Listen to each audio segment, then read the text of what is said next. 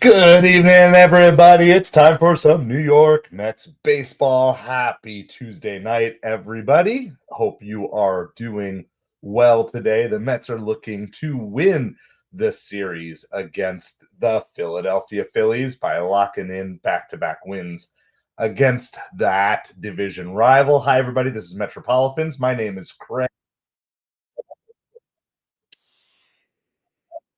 That subscribe button. We are on the journey to 200 subscribers, and we're going to do our best to get there tonight.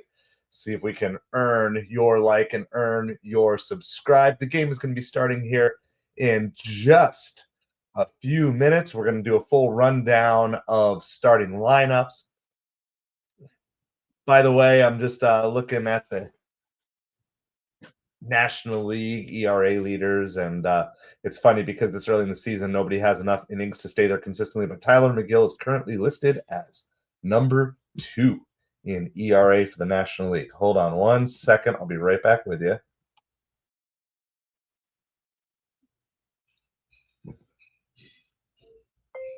Zion likes pitching to Thomas and Danielle, I think. Had to take care of one little bit of Little League business here as well, but appreciate everybody hanging out with us as you come on in. So we're going to get everything set up, refresh. The game hasn't started yet, so don't worry, you're not missing a thing. Give you a full rundown. We'll give you some updates today on the most recent news on McNeil and Alvarez as well. All right, here are going to be the starting lineups for the game tonight. We'll run over the Mets starting lineup here really quick. First, Lindor will be leading off at short. Juan Soto will be second in right field. Pete Alonso hitting third at first base. Swaggy Marky V is back in the lineup tonight, so good to see him back after being off for a couple of days with that little bit of an injury. And he is hitting fourth at third base tonight. Starling Marte, fifth at the DH. Luis Torrens, sixth as the catcher. Tyrone Taylor is seventh in center field. Luis Angel Acuna is second base, hitting eighth. And Jose Azocar gets his first start since being called up as a replacement for Jose Siri, and he'll be hitting in the 9-hole tonight. Brandon Nimmo gets the day off to get things started here.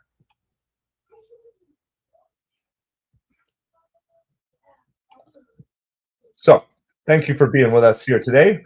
The game is just about ready to get underway. Pitching for the Mets tonight will be Griffin Canning. Griffin Canning is doing well this year, but not quite as well as the Kodai Sengas and Tyler McGill's in terms of ERA. It's 3.43 ERA.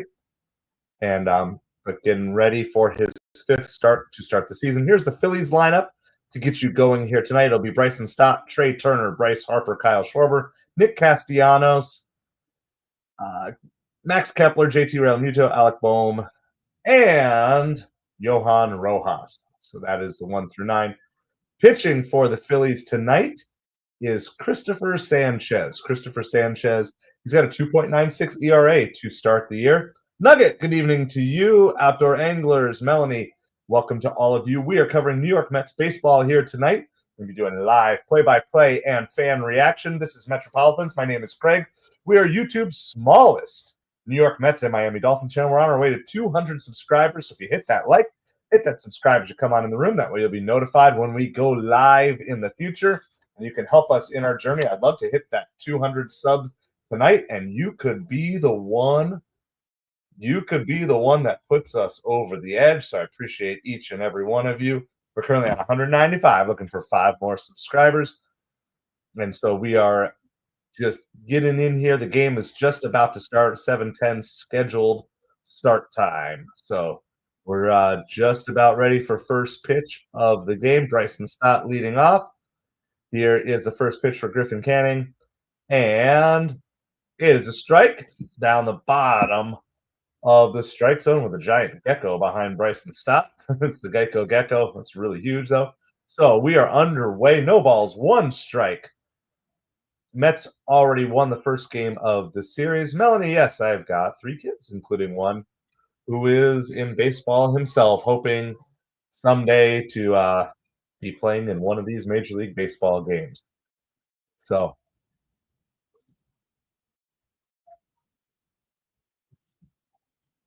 the Mets have had 11 home games so far this season, and their starters have not given up a home run yet. And so the Mets starting pitching staff has been absolutely great. We got two brothers, two older brothers. Well, they take good care of you. Stott lines this one out to left field, so it's going to be a leadoff base hit for the Phillies. That is a 9-game hitting streak for Bryson Stott. He's hitting almost 300 on the season at 295 on the season so far.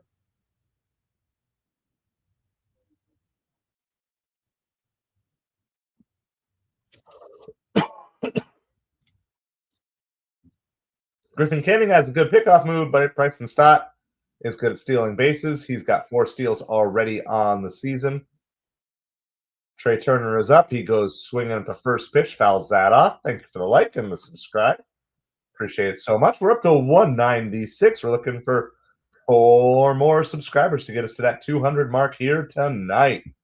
So appreciate each and every one of you who has come alongside on this journey. Here's pickoff play over to first. Stott gets back.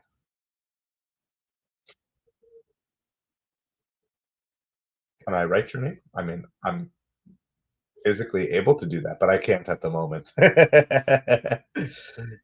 Not able to do it. I can skywrite it.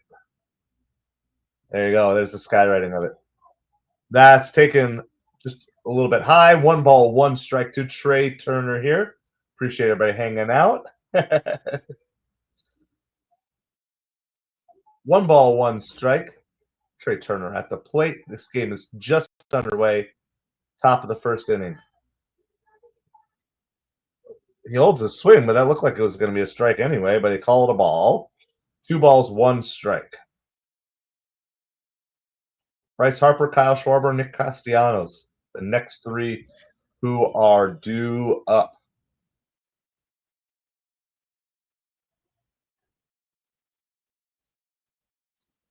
There's a strike on the outside corner. 2 balls and 2 strikes.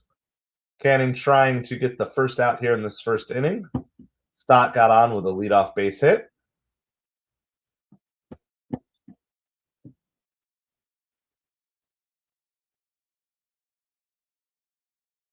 That is lined to right field, right directly to Soto. He makes the catch, throws it into second. Stott has to return to first base. So there's 1 out here in the top of the first inning. Sounds good, Melanie. Thanks for dropping by. We'll talk to you later.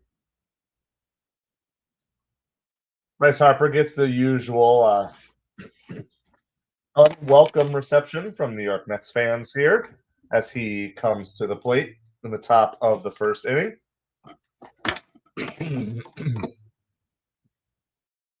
Nice first pitch in there. A little off-speed pitch. No balls, 1 strike to Bryce Harper. Of course, Bryce Harper was struck out by Edwin Diaz last night to end the game. Arab guy, how's it going? Hope you're doing well here tonight. Harper gets under it. Oh, it's going out to the track. Azokar is able to get it, throws it in, and once again, Stott has to return to first. That actually traveled a little bit further than I thought it was going to go. It got out all the way to the warning track. So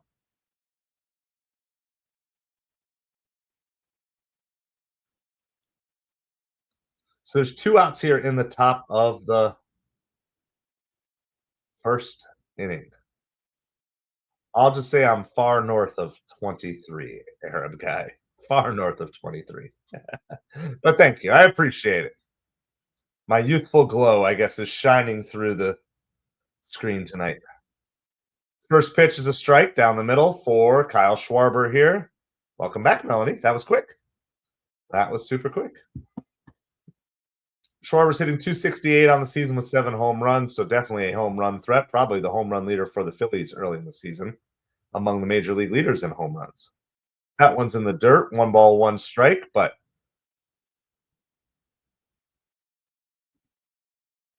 Torrens knocks it down, and Stott is not able to advance.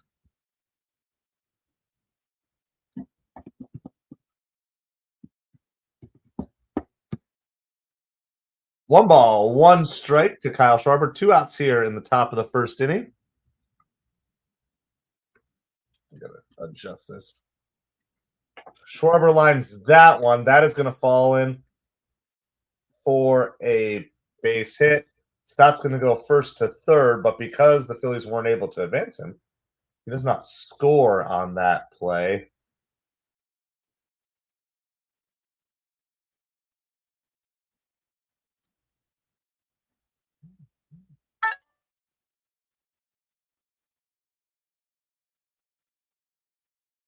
So Griffin Cannon's in a little bit of trouble here in the top of the first. Got runners on first and third. There are 2 outs.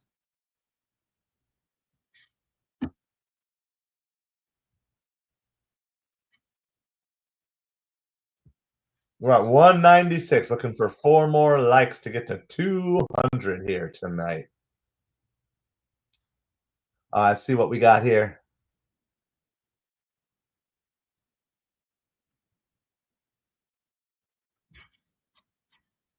I appreciate it so much, Arab guy. There's a swing and a miss there by Castellanos. No balls, 1 strike. That one's going to loop just foul down the right field line. Not quite as close to a fair ball as Soto's home run was last night. Soto missed a home run by literally a foot. It would have been a 3-run shot. It was really exciting, and then it turned out to not be a home run, and then we were all very sad. Mets ended up still getting that 3-run home run later. It just came off the bat of Francisco Lindor. And then the Mets bullpen held on for a 5-4 win yesterday to take the first game of the series. Here's the 0-2 pitch. That one's down and away. 1 ball, 2 strikes. Castellanos able to hold off on that.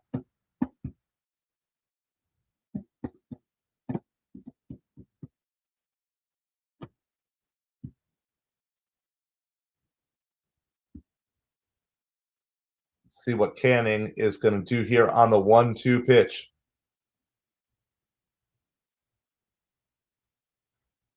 Ash, Bo Nix, iPhone 6, Betty Crocker cake mix, Lakers in 6, Lakers in 5.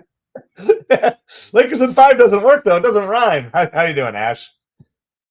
1 ball, 2 strikes as Castellanos fouls that one away. Throw over to first, try to get Schwarber, but Schwarber gets back. Pete is able to handle that throw. It's always got to be in 5. It remains 1 ball, 2 strikes, 2 outs in the top of the first. Griffin Canning's trying to get out of the inning here. We'll see what sort of pitch he gets here. He's going to lift that out to center field. Tyrone Taylor gets under it and records the 3rd out. The Mets get out of the top of the first. A little bit of traffic on the base paths for the Phillies, but the Mets survive without giving up any runs. So due up for the Mets is multiple red-hot batters, including Francisco Lindor and Pete Alonso. Sandwiched in there is the not-quite-so-red-hot Juan Soto, due second. Hey, thank you so much for the sub. I appreciate it. That brings us up to 197 subs. We are looking for 3 more to hit the magic 200 tonight. I'm going to be right back with you in like 30 seconds.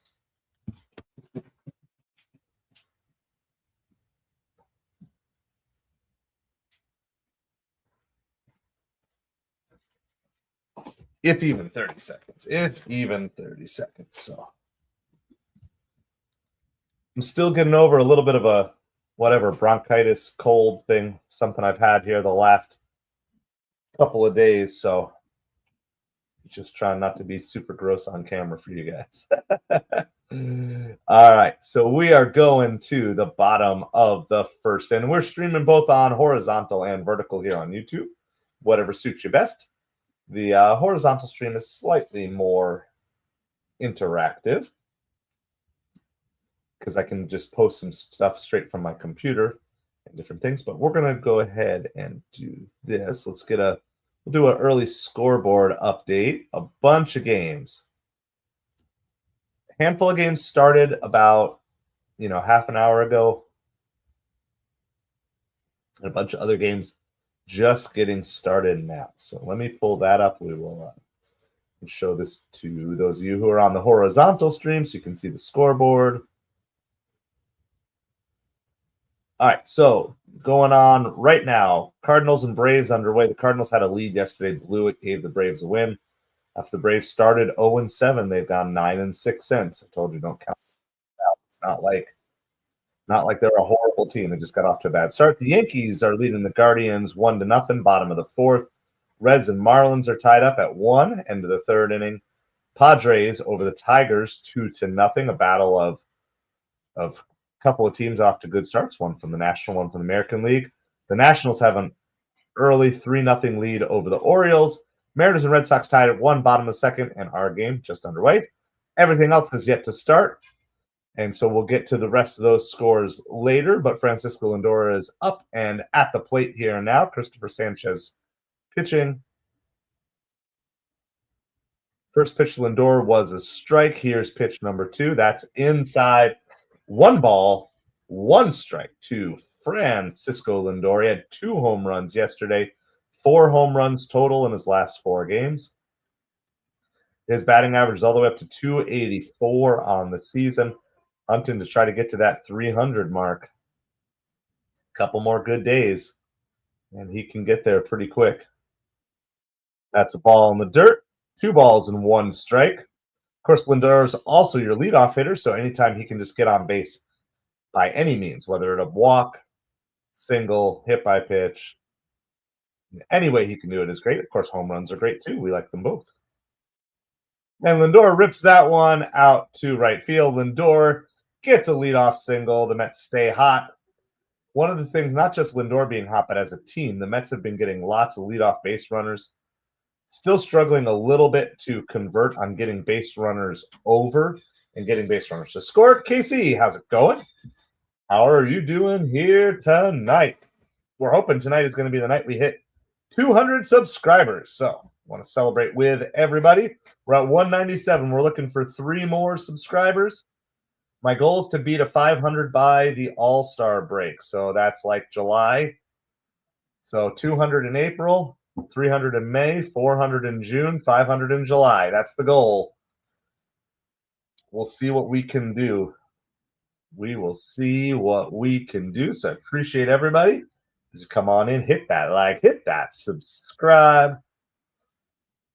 Juan Soto still looking to really catch fire here this season, but sandwiched in between Lindor, who's always getting on base, and Pete, who always seems to be hitting runners home.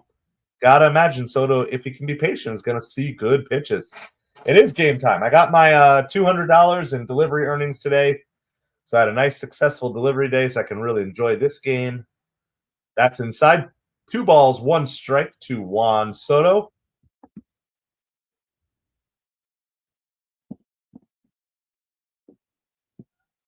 Yeah, Canning's had a first inning was a little tough, but he's had an overall good start to the season. Definitely taken some steps forward. I know he got beat up in the past. Ooh. There's some of these pitches out of the zone that Soto kind of keeps getting fooled on. That's another one where he kind of got busted on the check swing here. So 2 balls and 2 strikes to Juan Soto. Yeah, I agree. Like, just from a kind of a neutral perspective, not from a Mets fan perspective. Hits that one the other way. A great stop by the third baseman. Boom. They get Lindor, the lead runner, at second, but Soto was able to beat it out to avoid the double play. That maybe saved an extra base hit. The way that was going and tailing, there's a chance that could have gone for extra bases. So good stop by Bohm there. No, but as a baseball fan, it's good to see guys who struggle and then get it figured out, even if it's not with your team. First catering on Uber today. Yes, very nice. I've only had a couple. But congrats on that. I had one catering order on DoorDash today. Wasn't anything crazy. It was like $21 for 11 miles. So yeah, I think I've only twice now. I think I got one on Uber a couple weeks ago too. Pete dribbles this one down the first baseline. Sanchez throws it to first. Soto's going to move up to second, but that is going to be the second out of the inning here. So that's cool. Did it pay well too? There's not they're few and far between considering all. Oh, very nice. Yeah, that's a good one. I saw just as I started streaming my last delivery on Uber, had like a $3 hidden tip that came through. I took it as a 10 and it came through as a 13. Yeah, it's not bad at all. That's better than some of the catering orders I get through like Zifty and Deliver That for catering, KC. So Gandalf, how's it going?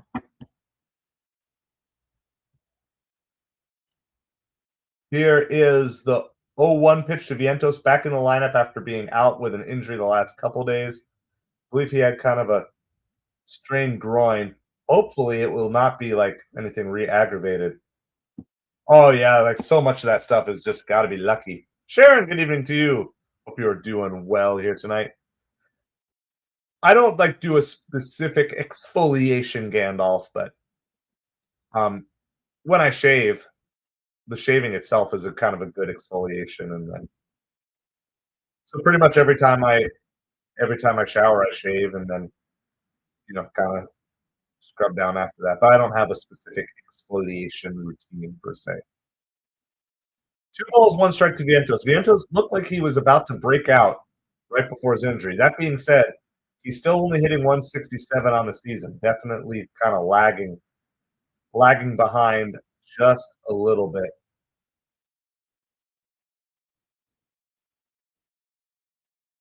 Vientos grounds that foul. Wow, that was weird. That looked like you got. I'll watch that again. I guess it was barely foul. 2 balls, 2 strikes to Mark Vientos here. You got spots.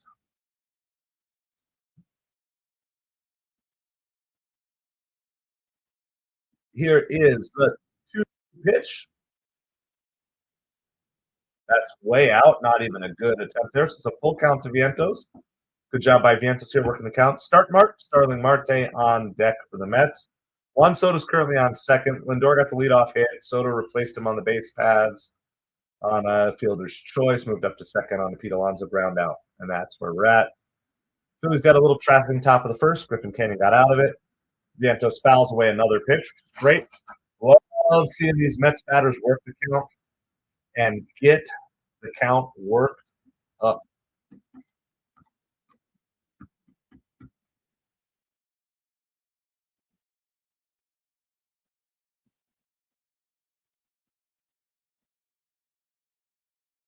Vientos fouls another one away. That one was a good pitch. So this is good, though. We're working up the count because remember, the Phillies' weakness tends to be their bullpen. And so the more more pitches we can throw up on Sanchez every inning, the quicker we can get in the bullpen, even if we can't score. It's the 8th pitch in this at bat.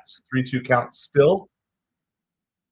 Vientos rips it fair down the left field line. That's going to score Juan Soto. The Mets are going to get out to a 1-0 lead. Extra bases for Vientos, a stand-up double. That was a great at-bat by Vientos. Welcome back to the lineup here. Swaggy Marky V out for a couple of days and all healed up and ready to go. It's good to see it. Like I said, right before he got injured, it looked like Vientos was on the verge of breaking out. And sure enough, he picks up right where he left off. So that is really good to see.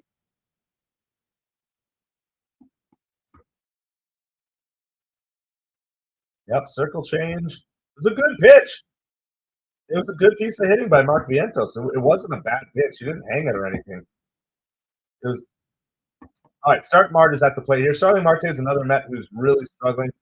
Obviously, it's really tough when you're only getting in games every other day, basically. But you want to see Marte get up in that 220, 230 range at least. and he's quickly behind no balls and two strikes here. Marte's hitting 179 this season. The Vientos 200 watch is up to 178 on the season.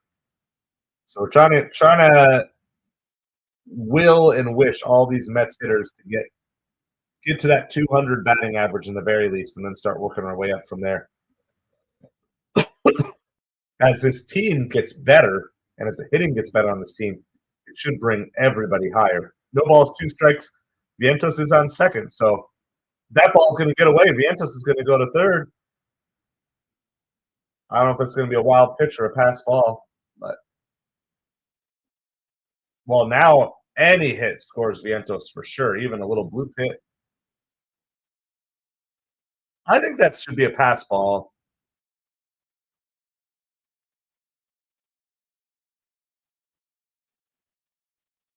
So we're really looking for Starling Marte to put the ball in play here. That's inside. 2 balls, 2 strikes. Of course, also like working the count here too. It's 2 balls, 2 strikes. It's already 23 pitches in this first inning for Christopher Sanchez, with the run in on top of that. So getting the run home is already great, but then getting the pitch count up against this, that's inside. 3 balls, 2 strikes. Good at bat here for Marte, and that's what you're looking for. Remember, it's not always about the results of the at bat itself. It's also about how they're approaching the appearance at the plate in general. Let's see what Marte can do here on the full count. And he's going to get the walk. It's absolutely beautiful. Another batter. Please no rally pig today. We're going to – Rally Pig is on the bench today. He is benched, but he can come in a low leverage situation, meaning hopefully we're up really big. We're going to try to do a slump buster. Try to do a slump buster on Rally Pig. He was 0 for 3 yesterday. And don't forget, Rally Pig was out when Juan Soto missed the home run. So Rally Pig probably cost Juan Soto a 3-run home run.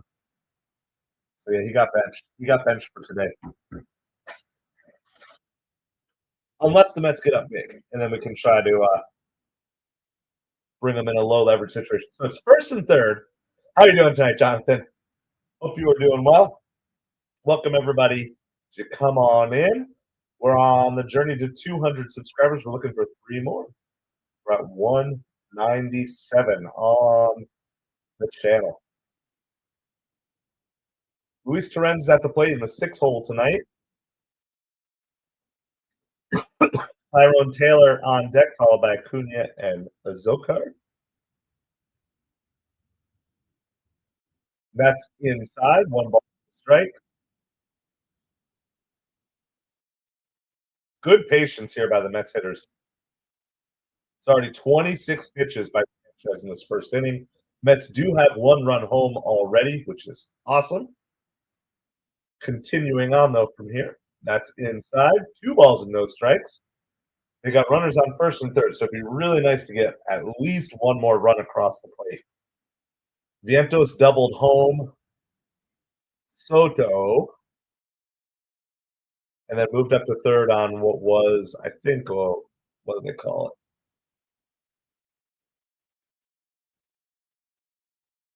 Probably a pass ball. That's how I would have ruled it. 2 balls, 1 strike to Torrens here. Need a crooked number. I absolutely agree. Yeah, I want to. It's really nice if you can just getting up by multiple runs is always nice.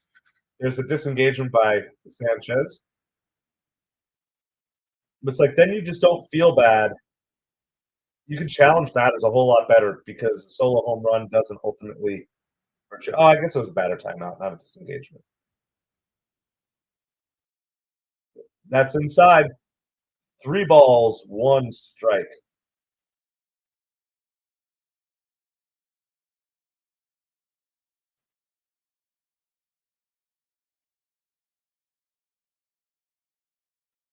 I guess they gave a wild pitch on that play.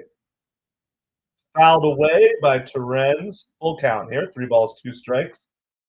That was pitch number 30 for Sanchez already. Pitch number 30.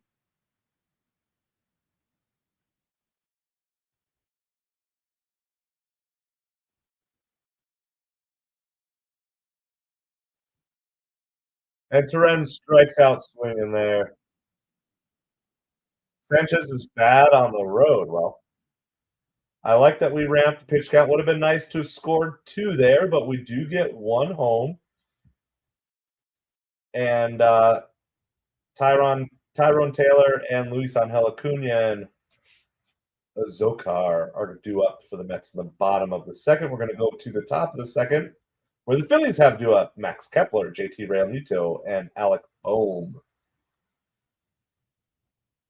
Griffin Canning had a complicated first inning. Didn't give up any runs, but gave up 2 hits, was able to get out of it. Griffin Canning, with a good appearance date, could get his ERA really close to 3 or slightly under 3. So if he could give up no runs here today. All right, so I had my ginger beer in the bottle yesterday. Well, we bought these cans because I don't need to drink a ton of this stuff, but I'm still getting over this cold, so I'm trying to increase my ginger intake. And it's just a tiny little can. Like, I mean, I could totally drink this quickly, but we're just going to sip on it. Try to heal the throat. It's really hard to heal your throat when you're sick and you're just talking like a jabberwocky like I am right now. But that's what we got to do. We do what we got to do to bring the content to you. By the way, hit that like, hit that subscribe. We are 3 away from 200 subscribers. 3 away from 200 subscribers here tonight. So I appreciate each and every one of you being with us.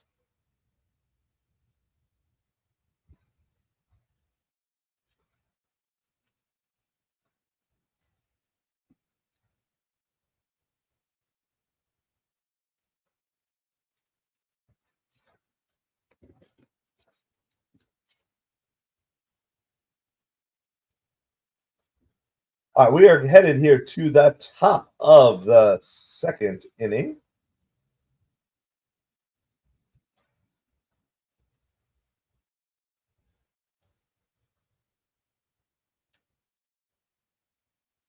Appreciate each and every one of you hanging out with us here tonight. Max Kepler is leading off this inning here. First pitch is a ball. 1 ball, no strikes.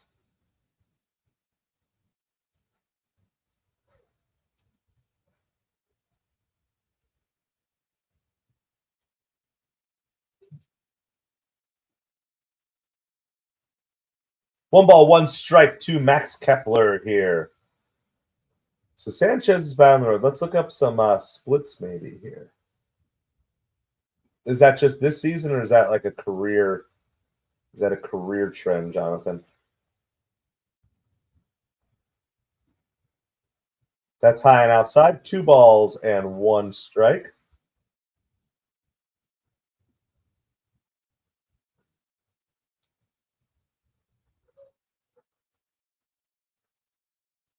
All right, let's see. Pitching.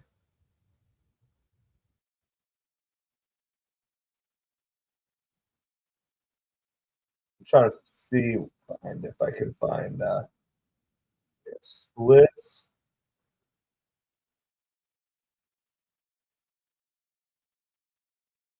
Let's go splits. I'll do his last year's splits. Let's see what we got.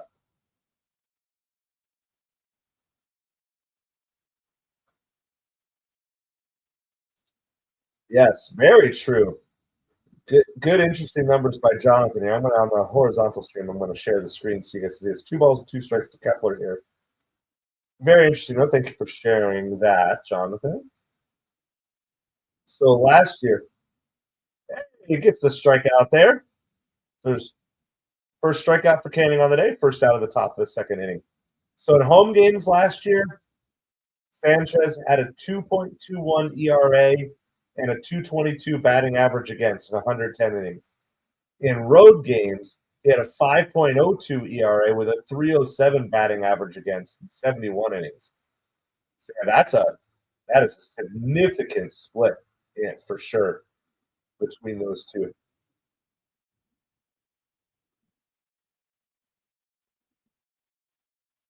So thank you for that stat, Jonathan. Appreciate that. One ball, no strikes to JT Realmuto here, and that one's low. Two balls, no strikes. You can tell Griffin Canning is not on tonight, and that's okay. There's going to be evenings like that, so he's got to figure out how to kind of battle through. The Mets are going to need to score some runs tonight. I don't think five is going to win this game. I'm going to tell you, I feel like it's going to be a game that's a fair ball down the third baseline. Off the tarp, Zokar throws it in. Realmuto gets in with a not quite stand-up double. It's sliding in double. I don't know, I guess what do you call it when it's usually called stand-up double? What's otherwise just a double, I guess. Slides in with a double, we'll call it that. So yeah, Canning's not sharp today, and I'm going to assume he's going to give up some runs. But unless he completely implodes, the Mets are going to give him some. They're going to give him some innings to pitch here. So the Mets bats are going to have to do something. Desert Fox, how's it going? Appreciate you hanging out with us here tonight. First pitch gets the swing from Bohm, doesn't able to hold up. No balls, one strike. Alec Bohm is on an 8-game hitting streak. Alec Bohm, even though he's a Philly, is one of the players I've been cheering for quite a few years. I might be slightly biased because I do have a really nice rookie card of him. I have a rookie card of Alec Bohm and Mike Schmidt dual autograph. That next pitch is one ball, one strike.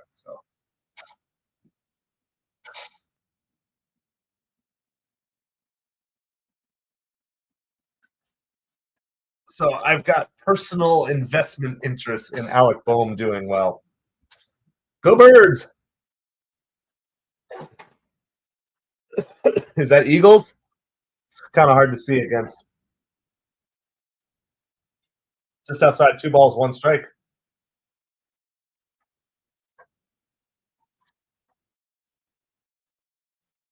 It's 2 balls, 1 strike. 1 out here in the top of the second, runner on second, JT Realmuto.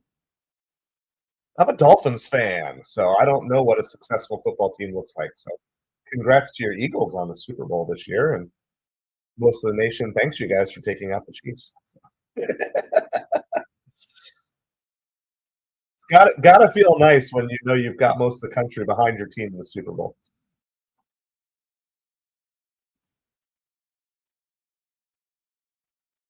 Boom, hits it to the mound. It's going to go off the Canning. Everybody's going to be safe. Realmuta's going to move up, and once again, Phillies are going to have runners on first and third. I think Canning's fine. This ball was like rounded up the middle off the glove. Are you a Phillies fan as well, Desert Fox?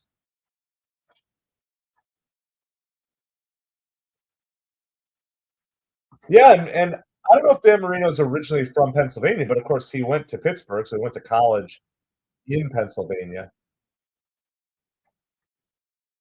So awesome. What's your outline? I think it's going to be a battle of our two teams throughout the entire season. I think, and I don't count the Braves out of this division yet. That's going up the middle. There's a run for the Phillies. This definitely just feels like a game that's going to be 8-7 or 7-6 or something like that. Griffin Canning does not have it here tonight. So 1-1, it is all tied up, and the Phillies still have 2 runners on with 1 out. Okay. What are your is the bullpen just off to a bad start, or are they truly a weakness for you guys? You know, like the Mets bullpen has been doing well, as well as Griffin Canning and stuff, but I think we've kind of pushed guys like Griffin Canning about as far as what you really want to get out of them. We need our starters back.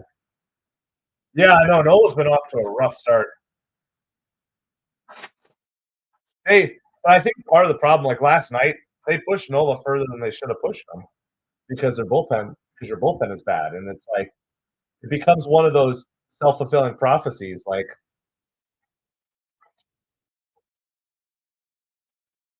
you know, if you could have dodged that last 3-run home run by Lindor, You guys scored the runs to make the comeback at the end of the game last night. So, yeah, I'm still jealous that you guys end up with Zach Wheeler, of course, coming from the Mets once upon a time. I really like that, and I mean, he has just turned in. I mean, I got to look at Wheeler's stats, but I wonder if he can keep that up for like 5 more years, if he can actually get on a Hall of Fame trajectory. He has been. Let's look that. Let me look up Zach Wheeler's stats.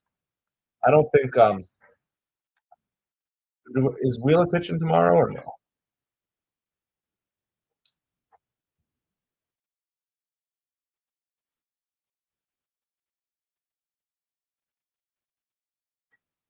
The career ERA at 3.34 in this day and age is crazy. What's his total strikeouts? 1666 for strikeouts. I mean, he's going to need some more seasons for sure. 100 wins. Yeah, he's going to need a handful of good seasons here to get.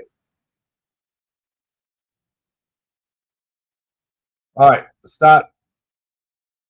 Grounds out to Canning, who puts the tag on him. The runners move up to second and third. So there's 2 outs here. 2 outs in the top of second. The Phillies have tied it up. It's 1-1. This is just feeling like a barn burner of a game tonight. It is Wheeler tomorrow. Is it Earth Day today, Jonathan? All right. Well, happy Earth Day to all of you. I got my rock. I got my pet rock here. So we'll give out our rock solid relief performance for the Mets here later in the day. That's a touch of Earth. Closest thing I got to Earth in here. Other than all the baseball dirt that's all throughout this house because we're in the middle of Little League season. 1 ball, no strikes. So it is Wheeler tomorrow versus Peterson. That could be a great matchup. I feel like tonight, though, I don't know. I'm just getting the feeling it's going to take 7 or 8 runs to win this game.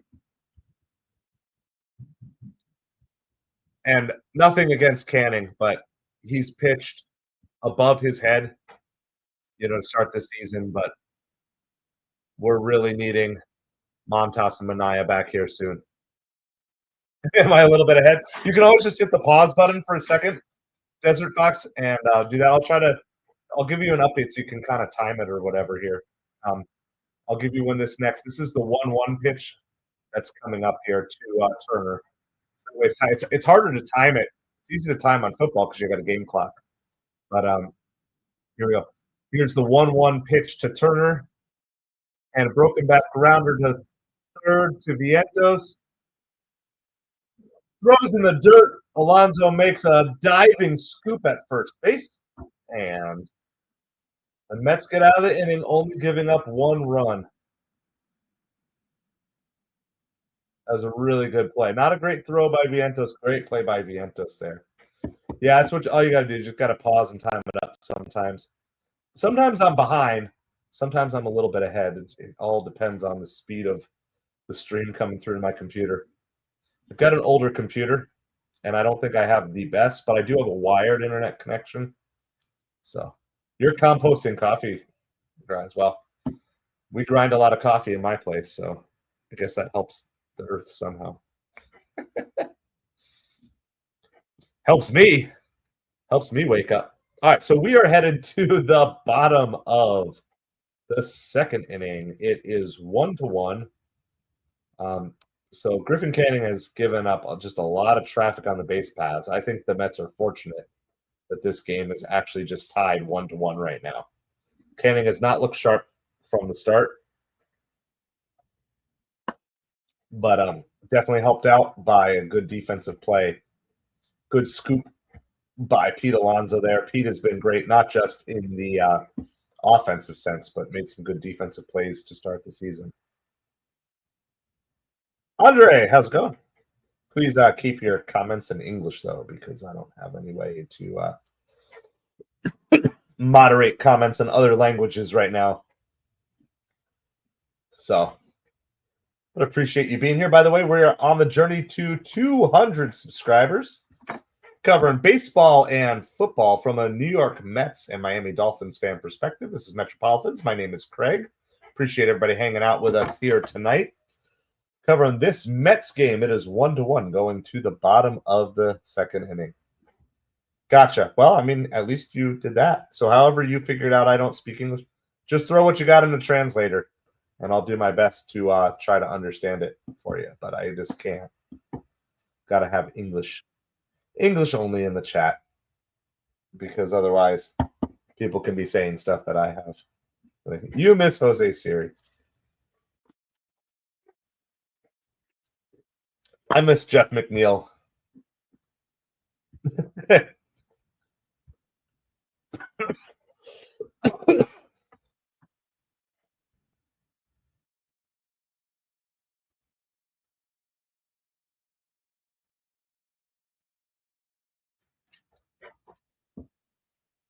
Let's go Mets. Daniel Barry Sports Highlights. Absolutely. I think this is going to be a need. I don't know. What do you guys think? Do you guys think it's going to take a lot of runs to win this? I think it's like first to 8 wins. That's kind of my take on this game. That's how it's feeling so far. 1 ball, 1 strike to Tyrone Taylor here. 7, 8, and 9 due up for the Mets. If anyone gets on, that'll bring us, turn the lineup over, get Lindor up this inning. Wow, the sunset looks absolutely beautiful. I'm going to absolutely beautiful at Citi Field here tonight.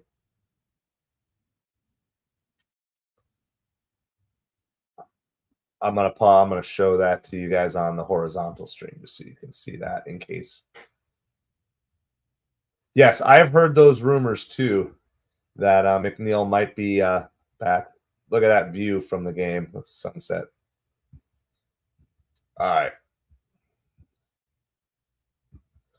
All right, back to the action here. Sorry, got lots of 2 ball, 2 strike pitch to Tyrone Taylor, and he strikes out. We'll see. Maybe I'm completely wrong. Maybe both pitchers are going to settle down here in a little bit. Excuse me there. Hold on 1 second on the vertical. I'll be right back.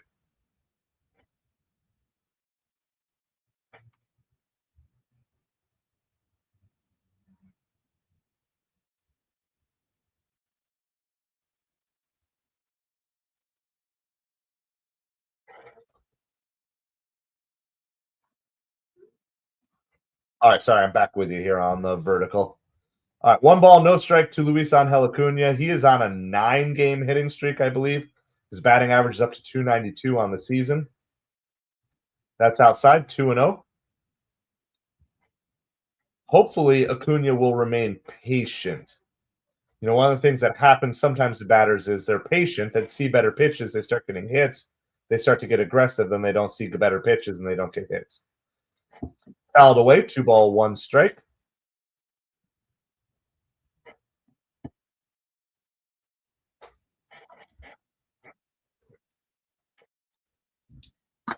They're going to interview Tyler McGill on the SNY broadcaster on top of the 4th, so I might be a little distracted. I love cheering on Tyler McGill. Definitely one of my favorite Mets. Brandon Nimmo's my number 1 favorite Met, but McGill is near the top. 3 ball, 1 strike pitch.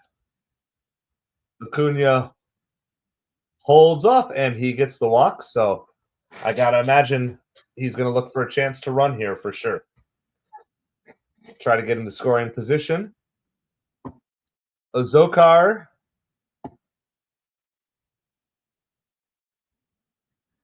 I guess he did play on Saturday, went 1 for 3 in Saturday's game. But he is in today, giving Brandon Nimmo a day off. First pitch is outside for a ball. So once again, Mets trying to work some counts here. Sanchez's pitch count is already up to 42 in the bottom of the 2nd inning.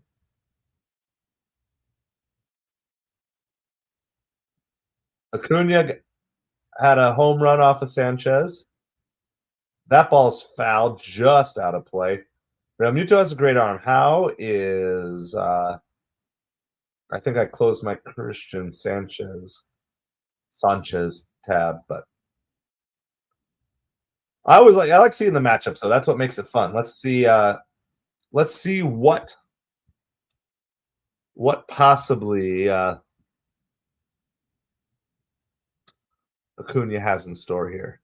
It's also a lefty. It's harder to steal off of lefties, I think, because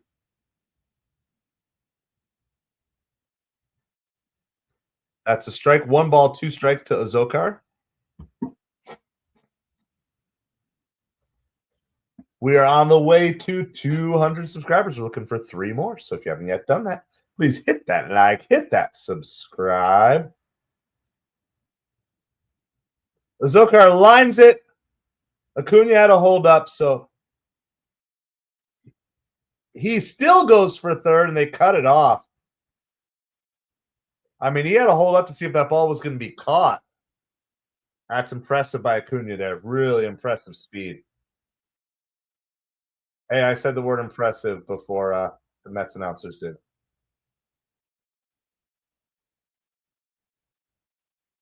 And now you get Lindor up with 1 out, runners on first and third. Lindor just needs to look for something to drive here. Get Acuna home.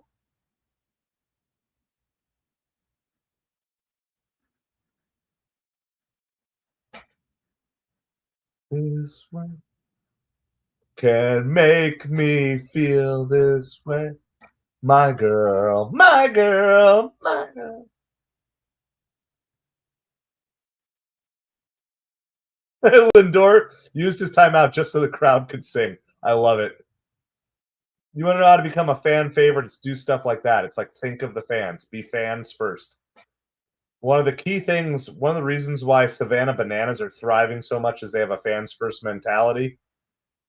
And anytime players can do that, even within Major League Baseball, it helps. No ball, 1 strike to Lindor. That's in the dirt. 1 ball, 1 strike. The MVP chants for Lindor are ongoing. What can make me feel this way? Lindor, Lindor. Talking about Lindor. Fouled that one away. 1 ball, 2 strikes. Soto on deck.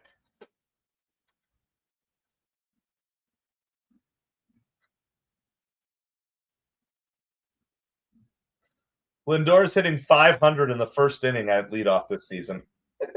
That's such a crazy stat. It's almost as good as my son.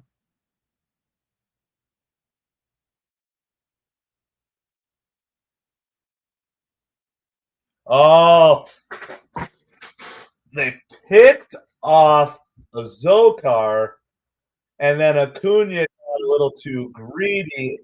They threw over. They got Acuna out. Phillies.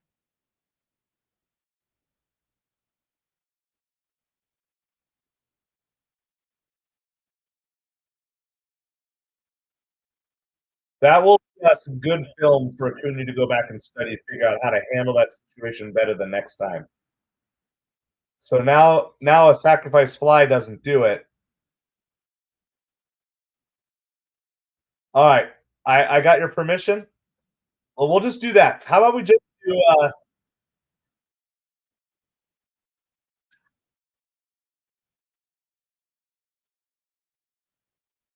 It's a good learning experience for Acuna, and like I'm not going to be upset over that. This fly down the right field line. It's going to get out of well, not out of play, but Harper's not able to get to. It's going to fall foul. All right, how about this? This is going to be the Rally Pig deal.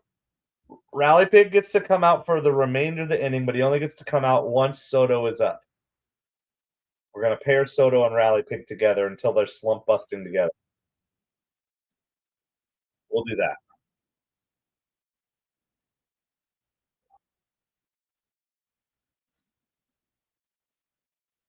All right, here's the 1-2 pitch to Lindor. It's in the dirt. 2 balls, 2 strikes. This is going to be pitch. That was what was that? Pitch 51. And we're in the bottom of the second inning. So absolutely great job by the Mets batters working Sanchez. That's also in the dirt. 3 ball and 2 strikes.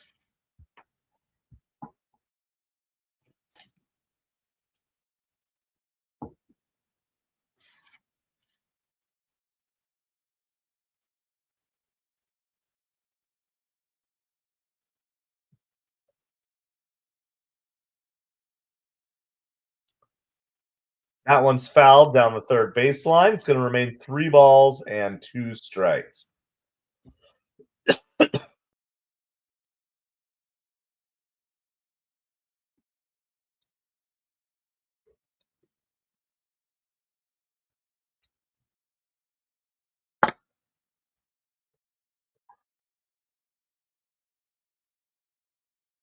All right, here's a 3-2 pitch to Lindor again.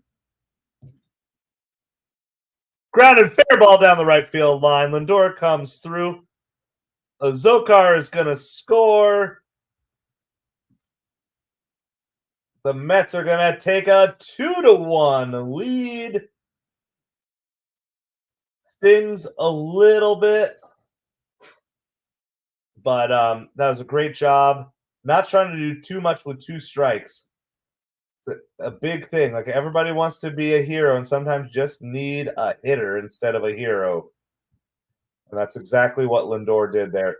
That was a great at bat, especially with all the turmoil on the bases. Lindor basically had to change his approach halfway through the at bat, going from just looking to drive the ball for the sacrifice fly to then get to 2 strikes. All right, well, Juan Soto is up. We're bringing Rally Pig out here. We're going to focus solely on Rally Pig. That's part of what needs to happen here. So we're going to focus only on Rally Pig, not on me. I'll hide behind Rally Pig as best as I can. Phillies do a little meeting at the mound.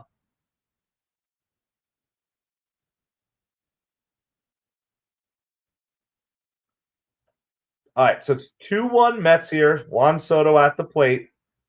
Soto's still struggling to really get in the groove here. He was so close yesterday to that home run. First pitch is in the dirt.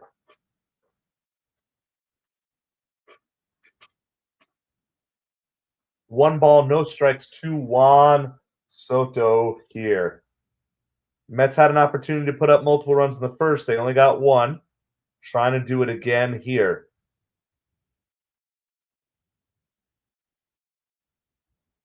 That's a strike. 1 ball, 1 strike to Soto. Welcome, everybody. This is MetropoliFins. We're YouTube's smallest New York Mets and Miami Dolphins channel. My name is Craig. We're on our way to 200 subscribers, so hit that like, hit that subscribe. Here's the 1-1 pitch. Oh, it's going to be a disengagement. Lindor's being a bit of a distraction over there. Lindor doing Lindor things for sure. Prediction. Jonathan's going with a Soto home run right here. Let's see what we got. See what we got in store. Soto hits great off of lefties, but Sanchez pitches great against lefties. Woo, big swing there and a miss. 1 ball, 2 strikes to Soto.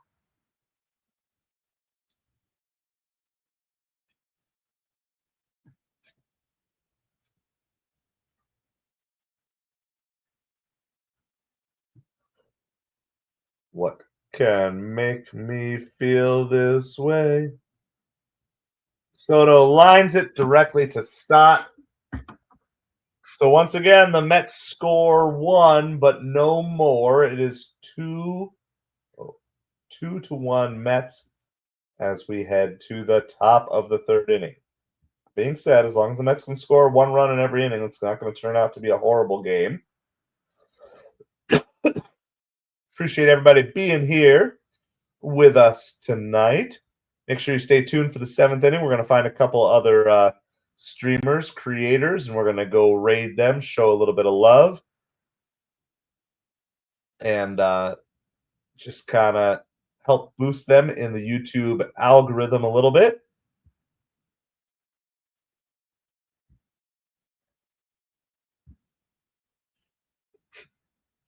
So let's do this. We'll do a quick little scoreboard update. It's been a couple innings, so we'll update you on all that. And then, actually, you know what? Let's do this first. Let's do the McNeil and Alvarez update. That's from a couple days ago. Hold on. Is there something newer? Yeah, because everything I've heard basically is they both might be back for the National Series. Let's see, is there anything new?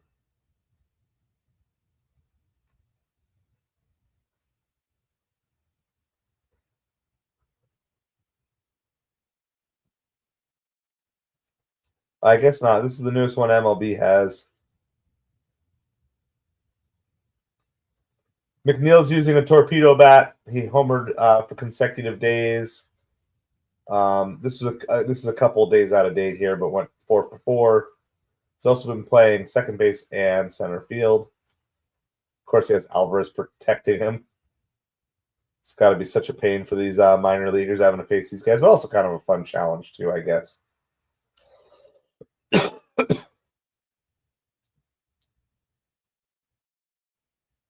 Let me see if I can find anything.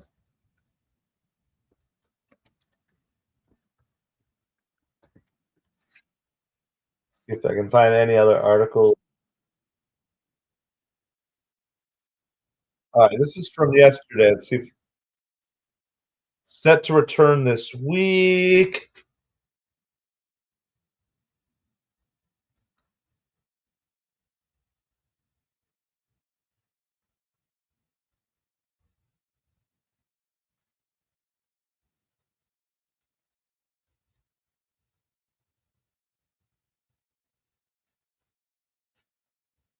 I guess nothing specific that I'm seeing here in that article.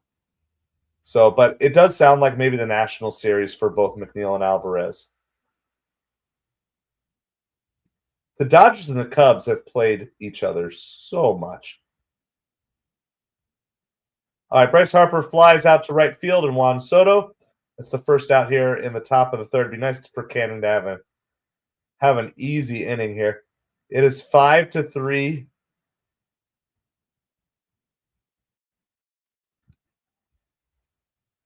5-3 Cubs over the Dodgers in the second inning. Cubs and Dodgers have played each other so much because they played each other over in the Japan series. They played each other already since they've been back. They've got to be done playing each other for like the entire season. These schedule makers were just totally messed up, kind of, to start this season here. One ball, no strikes to Schwarber here. So Griffin Canning's given up multiple base runners at every inning so far. So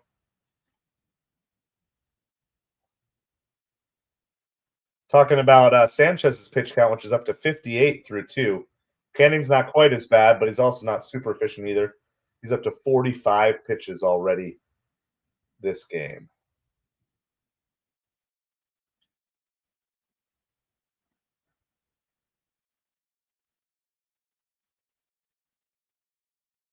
This is popped up out to short left field. Lindor gets under it, makes the play. That's 2 quick outs here on the top of the third inning. So liking that so far.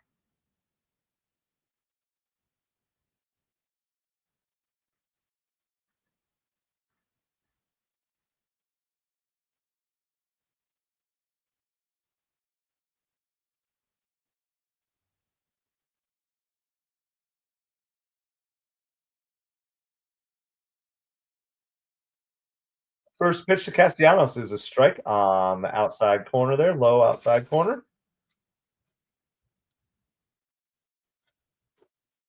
So Canning looking like he's settled in a little bit. I don't want to jinx him here, but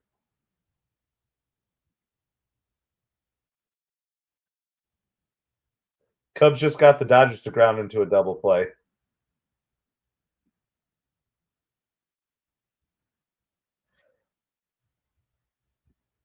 And Castellanos lines out to Griffin Canning. So we get our first 1-2-3 inning of the game. I think it is of the game. Yeah, it is the first 1-2-3 inning of the game. First 1-2-3 inning for Griffin Canning. So we will take that. That's the inning he needed here. Minter, Stanek, Brazaban. Yes, I would assume no Diaz. Definitely no Kranick after yesterday. I'm going to tune into this Cubs Dodgers game a little bit here. 5-3 Cubs in the top of the second. What a first inning that was. 8 runs in the first inning.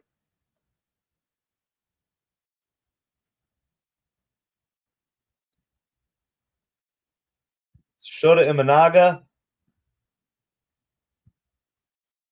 versus Dustin May.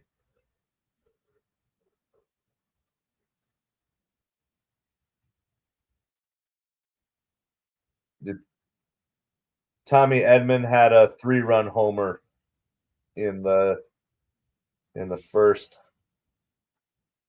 Cubs just strung together a bunch of extra base hits, including Pete Crow Armstrong had his 9th double of the season already. Could you imagine what this Mets team would look like if we had Pete Crow Armstrong in center field right now? My goodness.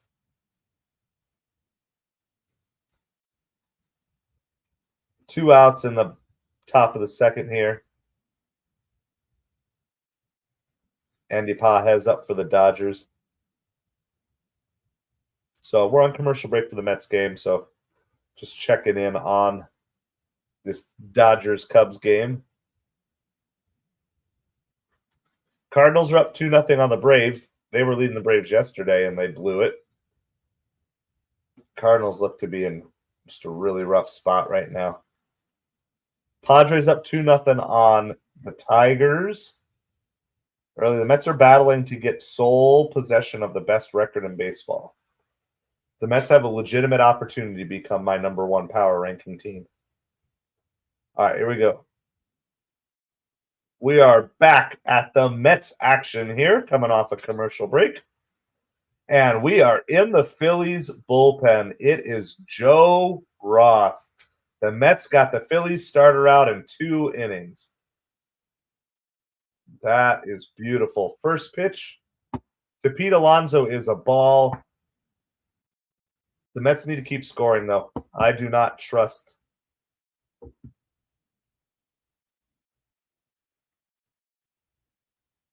Pages just hit a home run for the Dodgers. 5-4. Top of the second inning, 5-4 in that Cubs-Dodgers game. In our game here, the Mets are up 2-1. Count is 1 ball, 1 strike to Pete Alonso here. Pete swings big and misses. 1 ball, 2 strikes.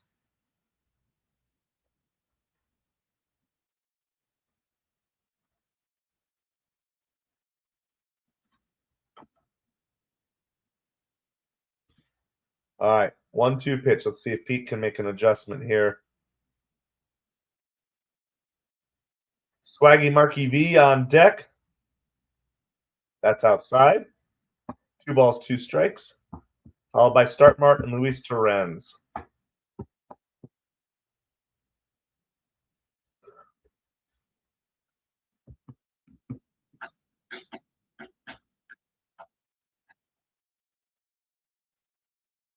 That's a base hit for Pete Alonso in the center field.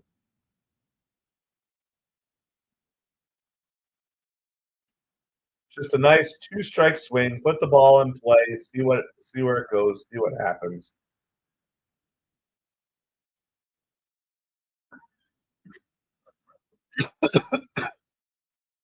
Excuse me.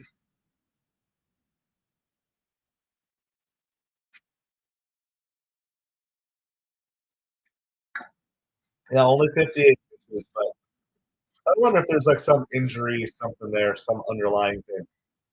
All right, Mark Vientos is up. He had an RBI base hit. His first at bat, trying to get his batting average up to 200.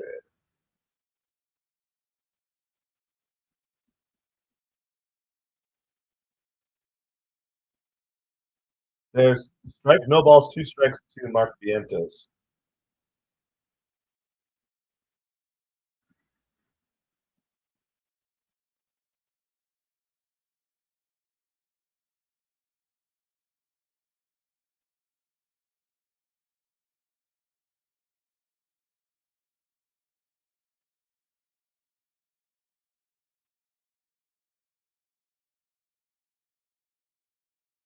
Right now, the Cardinals are holding a 2-0 lead over the Braves. That's outside. 1 ball, 2 strikes. That's a good hold there. Good take by Vientos.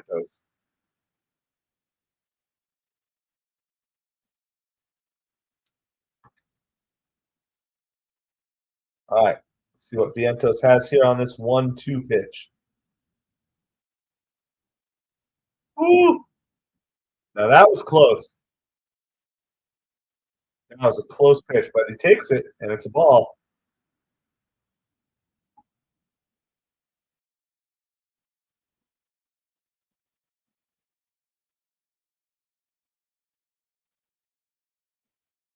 Vientos fouls that one away. It's going to remain 2 balls and 2 strikes.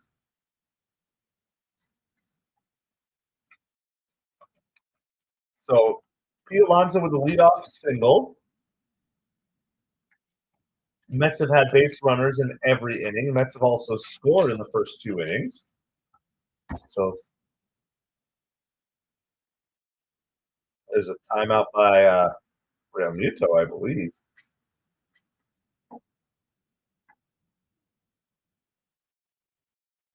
Marte on deck. Torrens in the hole. Here's the 2-2 pitch to Vientos. Swing and a miss. So there's a strikeout. First out of the bottom of the 3rd inning here for the Mets. Yep. Yeah, so I saw that. The 7 ERA for Ross. Sanchez only pitched 58 pitches, but I mean, man, we have an opportunity to decimate this bullpen, so there's nothing left for tomorrow, which we might need because it's Zach Wheeler tomorrow, and it'd be nice to know that everybody in the bullpen is taxed going into tomorrow's game. How's it going, D-Rails? Appreciate you being here tonight. Starling Marte at the plate. 1 ball, no strikes.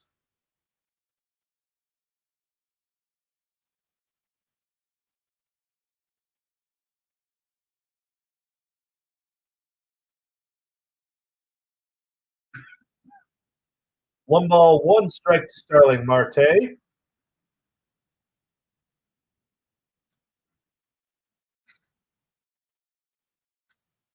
Let's try to figure out how to get another run on the board this inning. Scored 1 in the first, 1 in the second. Seeing if they could score 1 in the third. Marte fouled away. 1 ball, 2 strikes.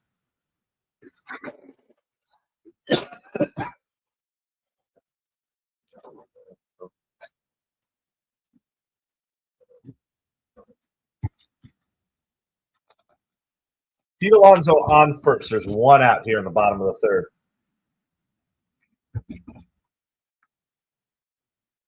Another foul away by Marte. Just good at bats from the Mets tonight overall. A good at bat doesn't have to end. That started going up by itself.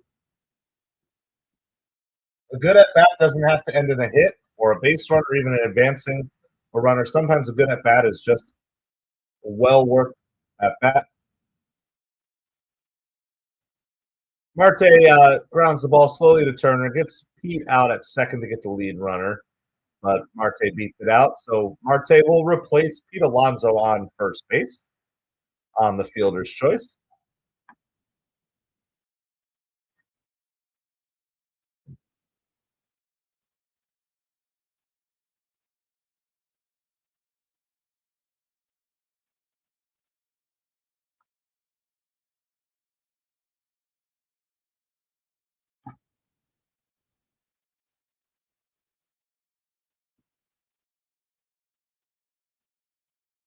Torrens now at the plate. No ball, 1 strike.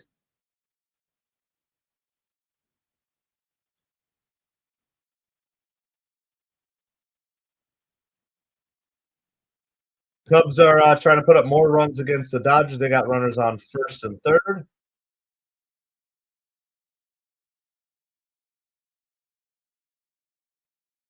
Cubs are currently winning that game 5-4.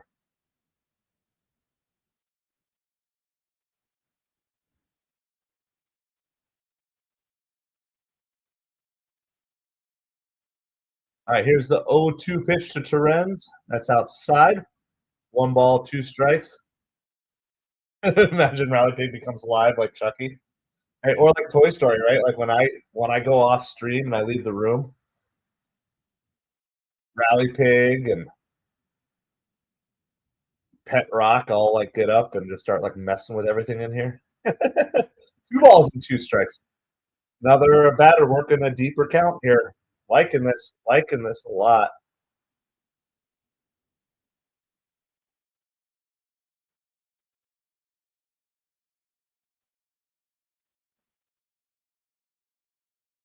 Torrens fouls that one back as well. Remains 2 balls and 2 strikes. Yeah, this Cubs game is fun to watch. I'm watching the Cubs game as well here.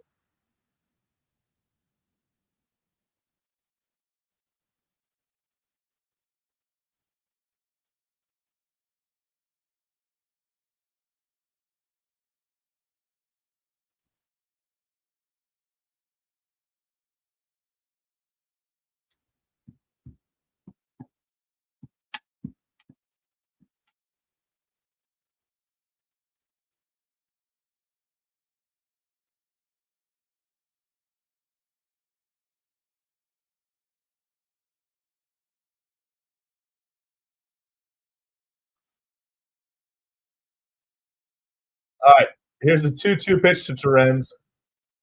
I love Keith Hernandez telling stories. Torrens lifts this one. Center field's pretty deep. Wow, 1 step from the wall. And that's going to be it. That just kept carrying. All right, we're going top of the fourth here. Tyler McGill is going to be doing an interview from the dugout here, but it is 2-1 Mets. We'll see. Canning started to settle down. Mets got our base runner there, but unable to do anything. So all of a sudden, I don't know. Maybe this isn't going to be the big scoring affair that I thought. All right, we're going to tune into a couple other games here really quick.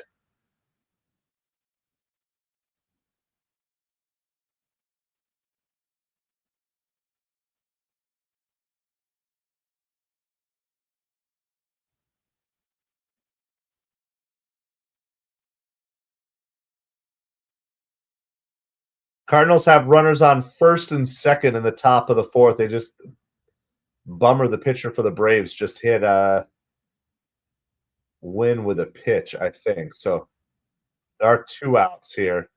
Cardinals are up 2-0, but you always want more against the Braves. I would love to see the Cardinals to break out of their losing streak against the Braves, and then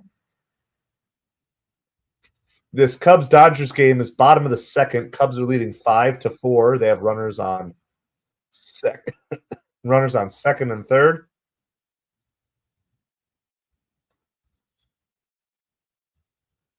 There's 1 out in this inning. Ooh, got the called strike even though the catcher dropped the ball. That's pretty hard to do, especially when you're trying to paint the corner like that. 73 degrees. So yeah, I mean we're getting to summertime where these balls are going to start carrying. We're also getting to the point too where hitters are really just as a whole going to get warmed up. You're going to see ERAs are going to start trending upwards here, I think, over the next month and a half as we get into May and June. Remember, pitchers have the advantage over the hitters for the first 4 to 6 weeks of the season, I would say. But then once hitters get to see enough pitches, they get caught up. And just as a general rule, I think cold weather is slightly more beneficial to pitchers. The ball doesn't carry as well. It's just tougher to hit, I think, when it's cold in general. So as the weather warms up and as the hitters get more experience, I think you're going to just see it, which is why I'm just not concerned about this Mets lineup whatsoever.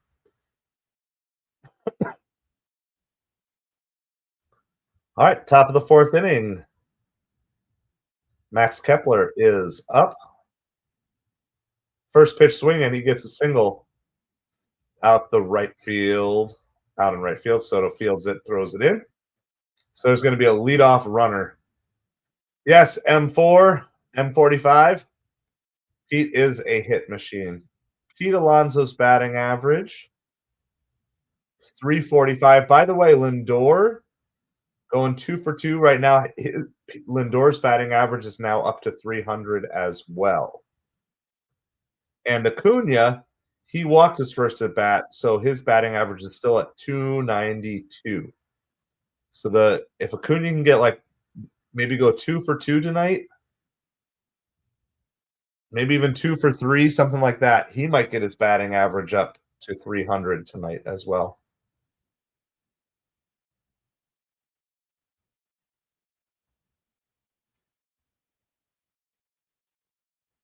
It's a full count with one out, runners on second and third in that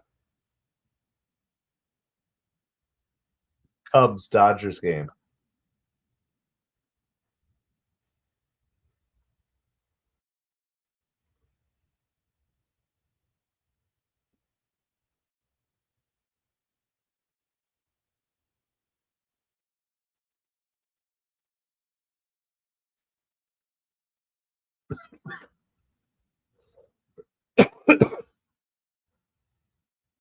It's a 2-1 count here to JT Realmuto.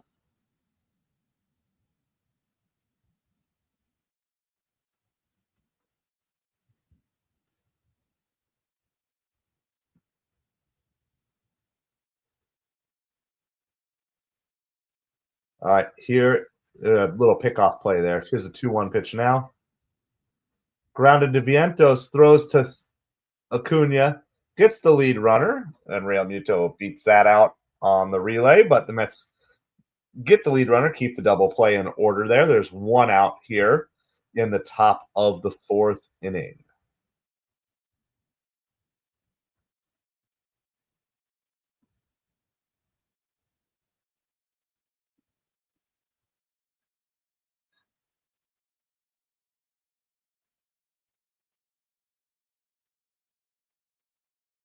The Dodgers were able to get out of that inning. The Cubs had runners on second and third with one out and do not score. Michael Busch, actually, it was they had runners on first and third with nobody out. Seiya Suzuki struck out. Kyle Tucker stole second. Michael Busch struck out, and Dansby Swanson grounded out. So that feels like that could come back to bite the Cubs. By the way, it's never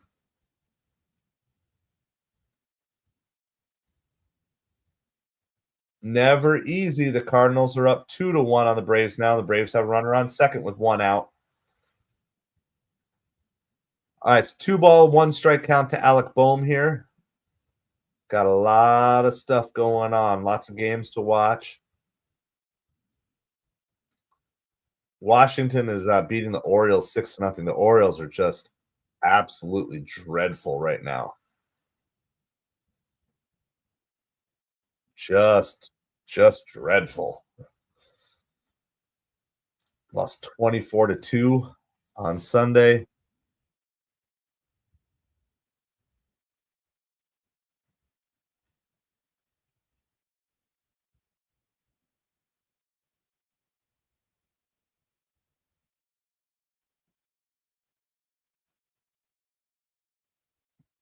All right, Alec Boehm strikes out. So there's 2 outs here in the top of the fourth inning.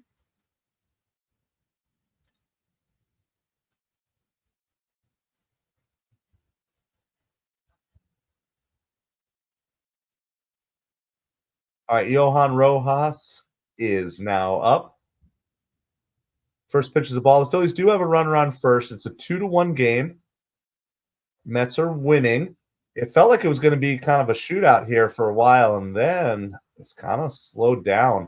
Both the pace of the game feels like it's slowed down, and definitely the offensive activity in this game has slowed down. 1-ball, 1-strike to Rojas.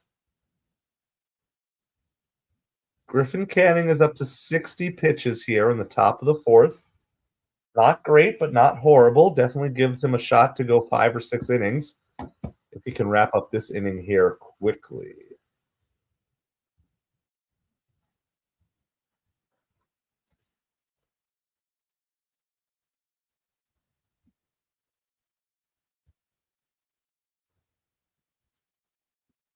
All right, here's the 1-1 pitch to Rojas.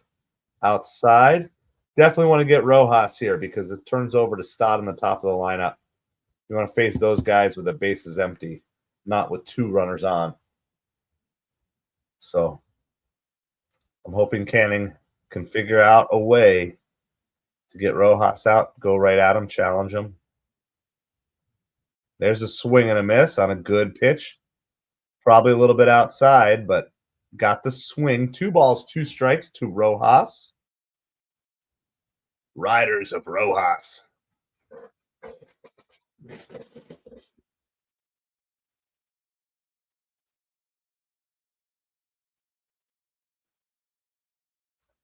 There's a called third strike. Griffin Canning gets out of the inning. A fun little interview. I didn't get to hear all of it, but from what I heard, it was just really good. And recommend you go listen to the Tyler McGill interview that he had there in the top of the 4th inning with SNY.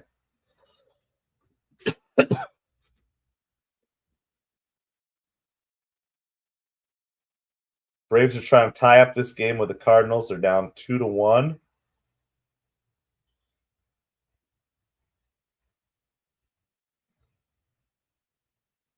But they have a runner on third here with 2 outs in the bottom of the 4th. We'll see what they do.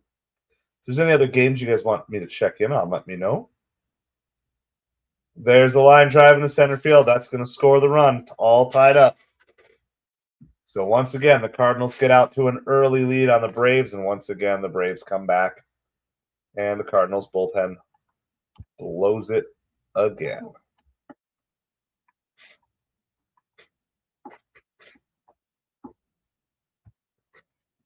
So it is a 2-2 game there. We'll update the rest of the scores from around the league here really quick while we are on commercial break. All right, like we said, that Cardinals-Braves game is now tied at 2. Guardians lead the Yankees 3-2. That's in the bottom of the 8th inning. Padres over the Tigers 2-0. That's the middle of the 8th. Marlins and Reds are all tied up. Reds are trying to overcome a loss to the Marlins yesterday. Try to get back over 500 in the next couple days. Nationals leading the Orioles 6-0. The Orioles are they're just bad right now. Red Sox over the Mariners 4-1. Rockies and Royals are tied at 0. Of course, the Mets are up 2-1 on the Phillies. Twins have a 2-1 lead on the White Sox in the 4th. Cubs over the Dodgers 5-4. With the Cubs coming up in the bottom of the 3rd. And Houston scores 3 in the bottom of the 1st to take an early lead on the Blue Jays. 3-0. Your late games tonight are Pirates at Angels, Rays at Diamondbacks, Brewers at Giants. Those all start between like 9:30 and 9:50. And the 10:05 game is the Rangers at the Athletics.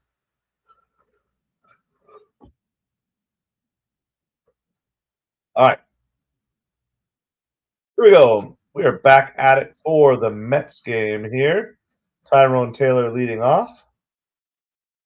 It's Taylor, Acuna, Azokar are due up for the Mets.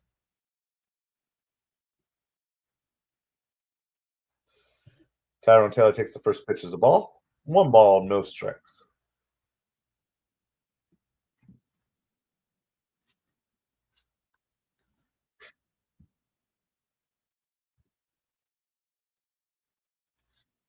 Swing and a miss there by Taylor. No balls and 1 strike.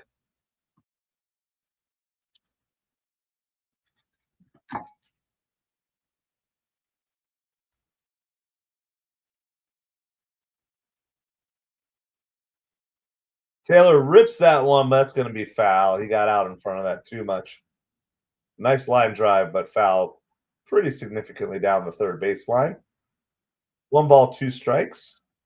Taylor's going to use his timeout there.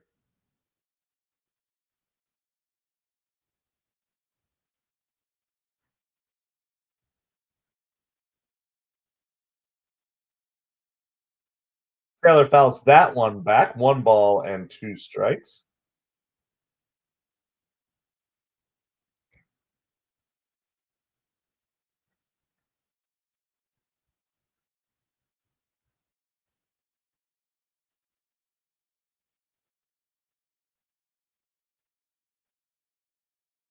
Lined down the third baseline, caught by Alec Bohm. Bohm has had some good defense so far today, so that's going to be an out. Absolute rocket shot by Tyrone Taylor there.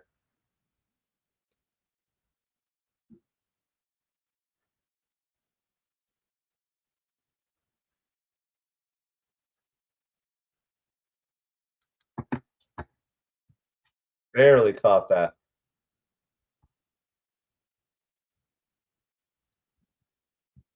All right, Luis Angel Acuna has a 9-game hitting streak on the line right now. He's still going to get up a couple more times this game, but when you're on a hitting streak, you want to get that hit sooner rather than later. Now, of course, if he just gets like 4 walks in the game, the hitting streak continues if you have no official at bats. At least I believe that's the case. I should double check that.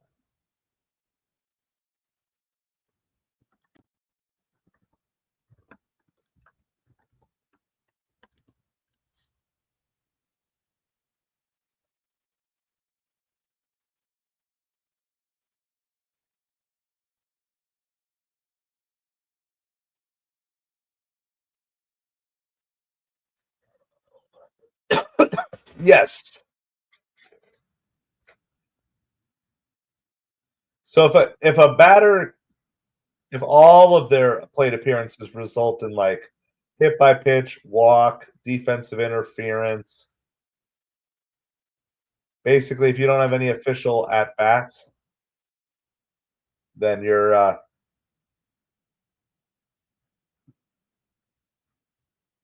I don't know. I mean, I guess depends on in terms of bringing Nimmo. It depends on what the reason is for him sitting out. If it's like injury management and he really needs the day off, I'd hold off at least a little bit longer.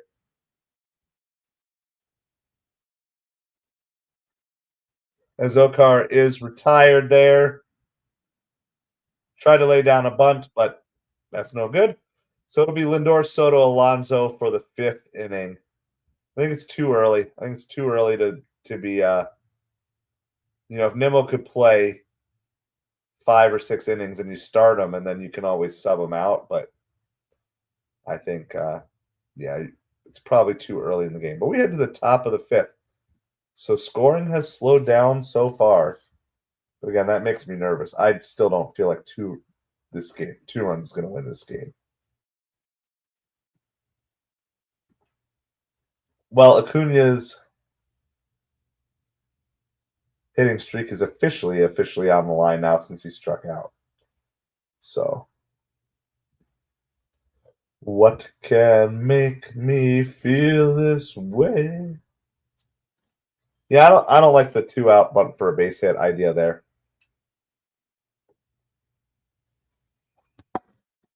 1 out, I don't mind it, but I'd rather Azokar try to actually get it, especially since he already has a hit in the game. You're already hitting well. Like, go for a hit there.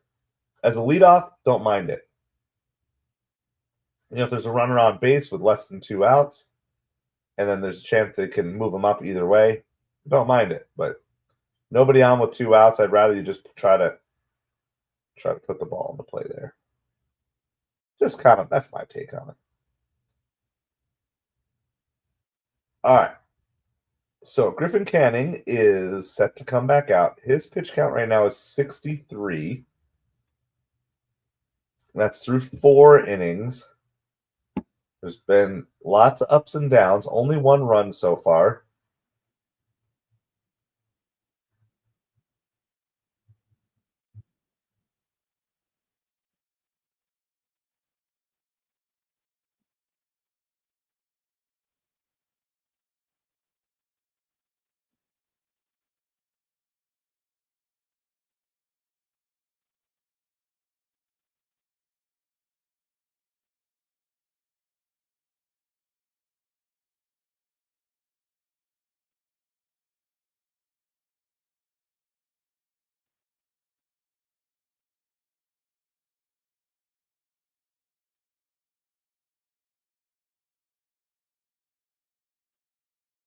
All right, here we go. Bryson Stott leading off. So both teams will be starting The fifth inning with their leadoff hitters up first. So Stott gets behind, no balls, one strike on a swing and a miss. I want to see Cannon go after these guys right here. Like if you give up a home run, they beat you, they beat you. But no walk, no free passes. Challenge these guys. Third time through the lineup. I doubt Cannon's going to go a fourth time through the lineup, but no balls and two strikes to stop.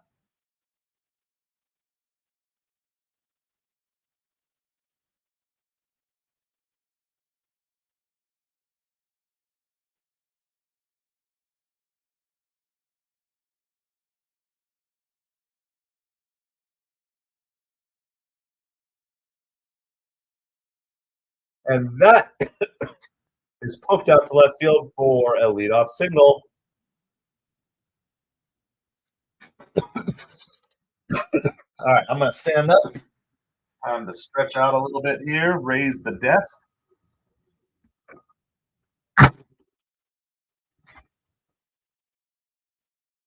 Bring a little excitement and energy, Kazan. Needing to stretch out here a little bit. We might need to get some snackages here soon, too. Forearm soreness. Well, that's unfortunate. I mean, it did seem like that was like too early to get him out, even though he was struggling, only giving up 2 runs. So,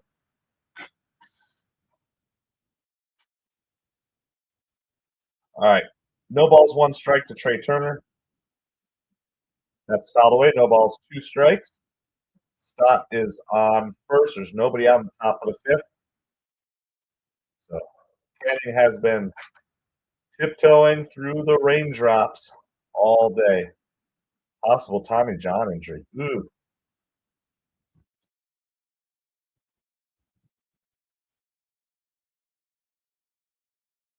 And there's a swing and a miss. So there's 4th strikeout of the night for Griffin Canning. We will take that.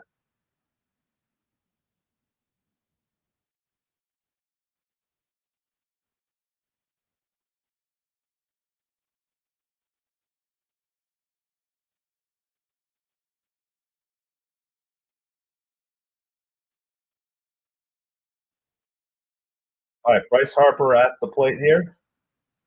Harper's want to do damage here.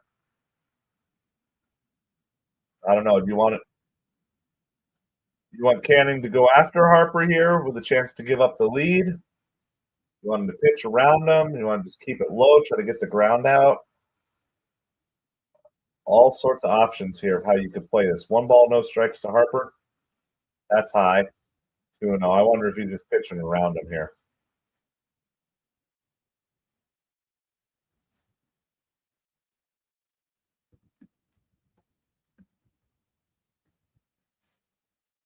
Two and 0 pitch to Harper. That's low. 3-0.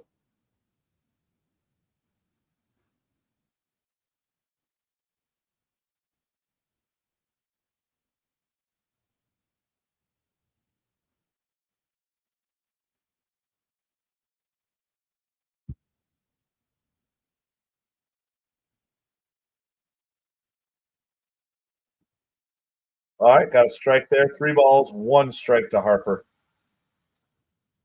We will see what possibly Canning's got here for Harper. That's a good pitch, a strike. 3 balls, 2 strikes. Well, now you got to go for him. You got him to 2 strikes. You got to go for the strikeout or the double play here. Risk it for the biscuit, Canning. Risk it for the biscuit. I think Stott is going here. I think you send Stott. Courtesy throw over.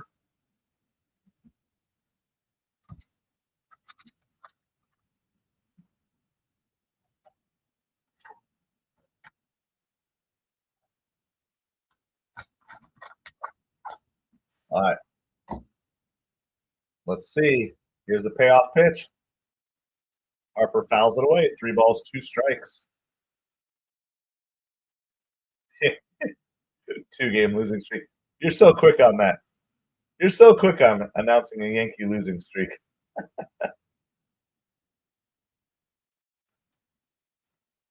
It's kind of been the Yankees' MO. They get on a little bit of a winning streak, then they get on a little bit of a losing streak, kind of just like a inconsistent. All right, here's the 3-2 pitch again to Harper. That's ball 4. And not even close. Believe it or not, that's the first walk for Griffin Canning tonight, but it comes at a really bad time. Especially when you did all that work to get to a 3-2 count on Bryce Harper, and then you don't make a competitive pitch on 3-2.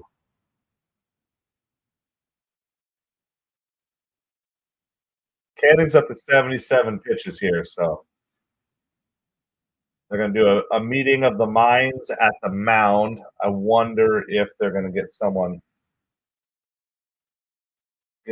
started.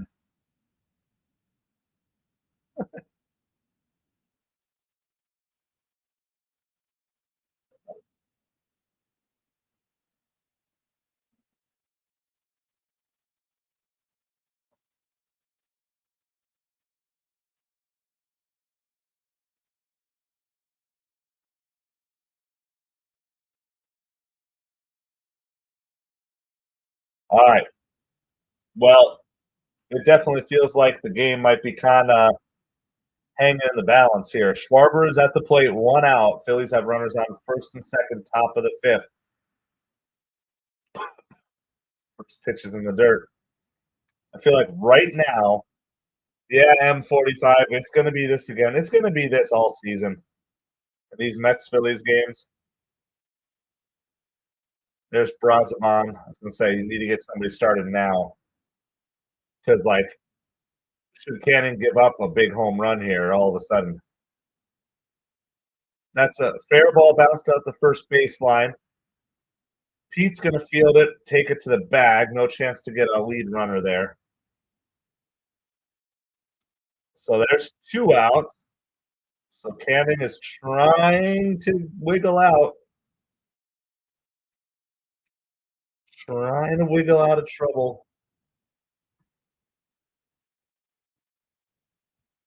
We'll see what he has here.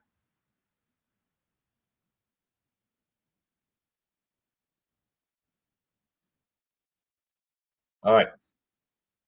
This is pitch 80. Gets a first pitch swing and a miss.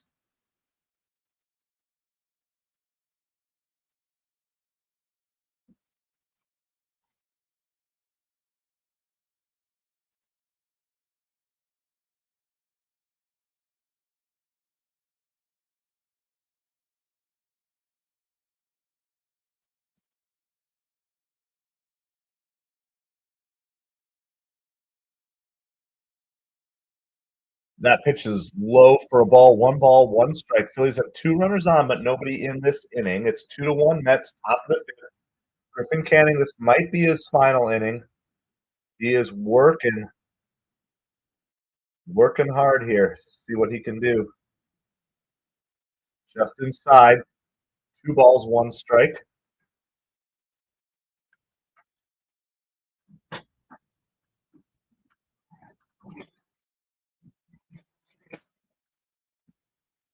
Here's the 2-1 pitch to Castellanos. Swing and a miss. That's a good pitch there. 2 balls, 2 strikes. So 1 strike one strike away from getting out of this inning. Mets fans rise to their feet. This is definitely a time when you need it. It certainly feels like this could be Canning's last inning. Maybe they bring him out if the Mets can score some runs here, but strike 3 swinging on a pitch way out of the zone. Well, it's not been pretty, but it's been effective. That's the 5th strikeout of the night for Canning. And once again, Mets are dodging bullets. We're headed to the bottom of the 5th inning. What a game. What a game we have going on. The Braves now have a 4-2 lead on the Cardinals. Nationals are up 7-0 on the Orioles. I think there's still a lot we don't really know yet about teams. I think teams have played the same team so many times where there's just a lot we don't know about who's really good and who's really bad. When you look at the 0-7 start for the Braves, it's not like they were against bad teams. I think it was like Padres Dodgers they faced in their first 7 games. There's going to be lots of teams that'll lose 7 games in a row to those 2 teams, at least the way they're playing right now.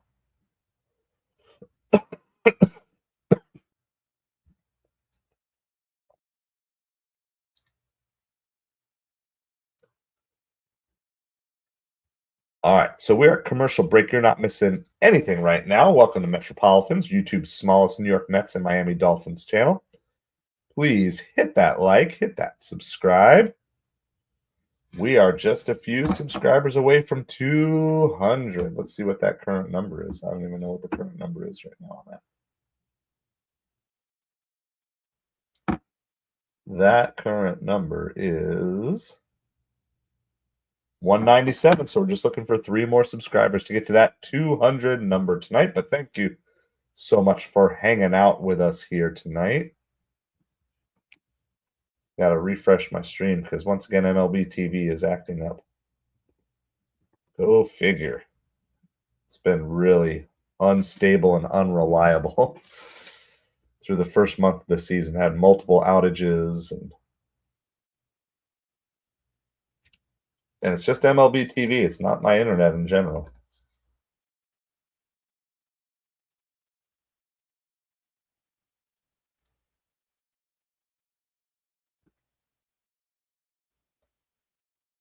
Let's see what we got here. Let's see if I can get a refreshed. By the way, we'll bring out Rally Pig when Juan Soto comes to the plate. It's Lindor, Soto, Alonso due up here in the bottom of the 5th inning.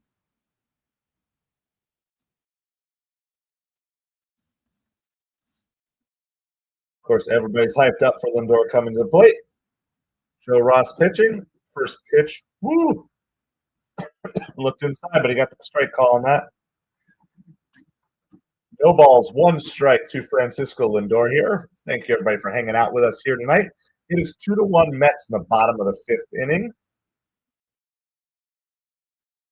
RBIs by Vientos and Lindor. Lindor's 2 for 2, hitting his 3rd at bat here of the night in the bottom of the 5th.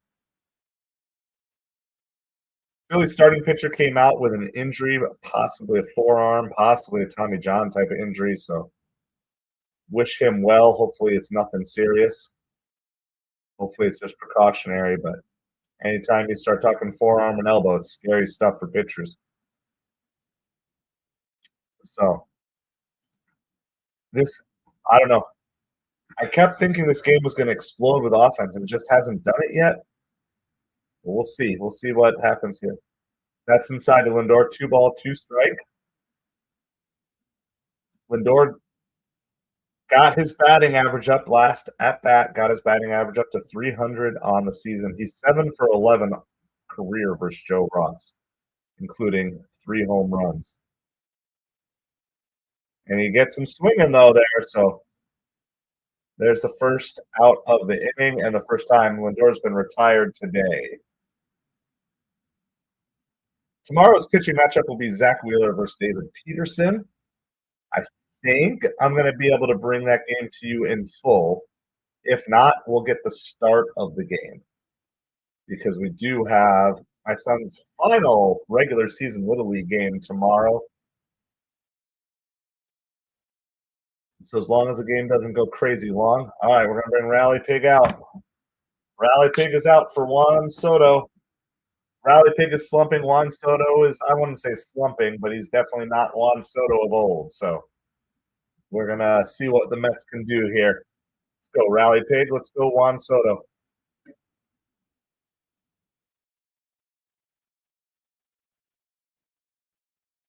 Soto bloops this one. Bohm makes a good play.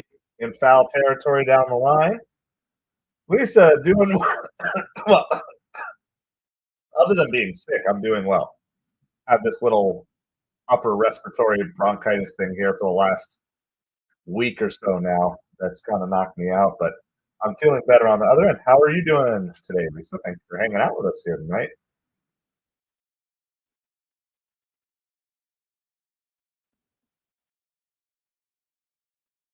First pitch to Alonso is the bottom of the strike zone. It's a strike. No balls, one strike.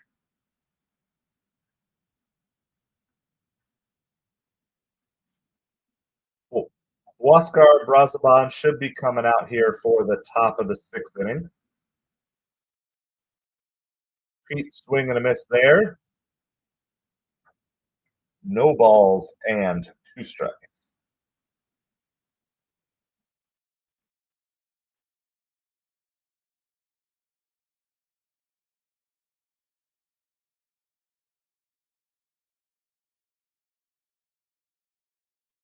Here's the 0-2 pitch. That's high.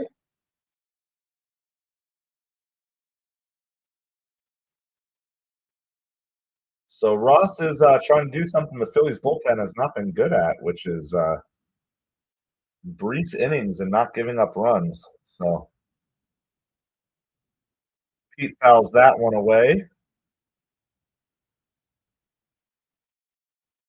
That's 43 pitches for Ross as a reliever here. This is his third inning. Third inning.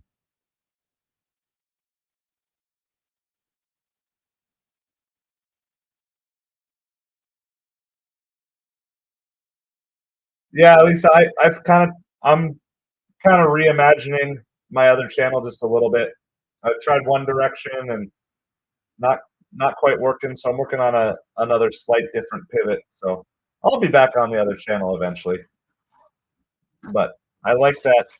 I don't want to say this is mindless, but doing lives like this is just enjoyable. That's outside, 2 balls and 2 strikes. So I totally get it. Like, I mean, there's definite times where it's like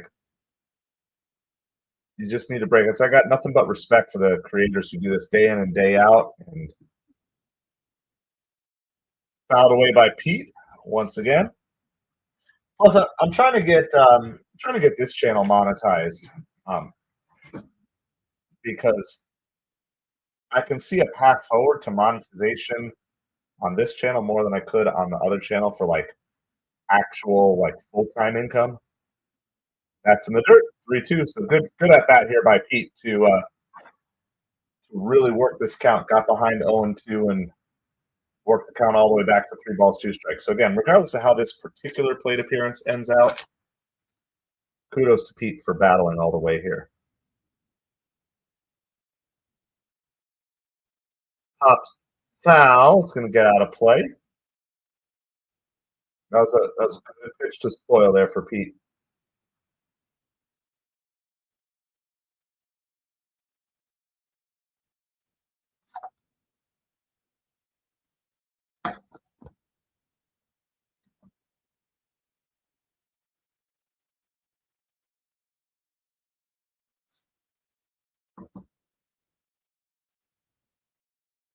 Well, Pete Alonso gets hit.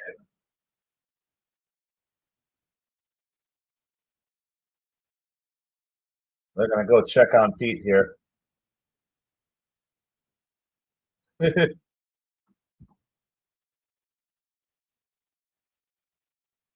Mets fans are not happy about that.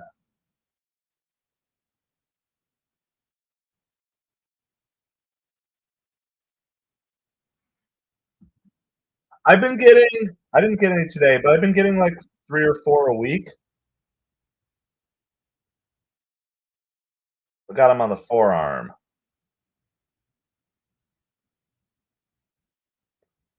So no, we're still with the one car. We're still with the one car for now. I'm hoping I can get to car 2 by the time school starts in the fall. So we got a tax refund, and we're waiting for that money to come through from the tax refund, and then we're gonna We're gonna figure out exactly what things we're gonna take on as priority there, and then, so I think I actually might use the tax refund as the springboard for the other channel here. And I'm gonna make Pete pay. It's it's too bad the Mets aren't up by more because now you really can't retaliate in this close of a game. All right, now Vientos has to make the Phillies pay here. One ball, one strike to Mark Vientos. So yeah, so we're gonna maybe like I don't know. I might just kind of key in on the financial side, like both kind of learning and teaching the financial stuff I never did. I thought about just doing like Vientos rips this to deep right field,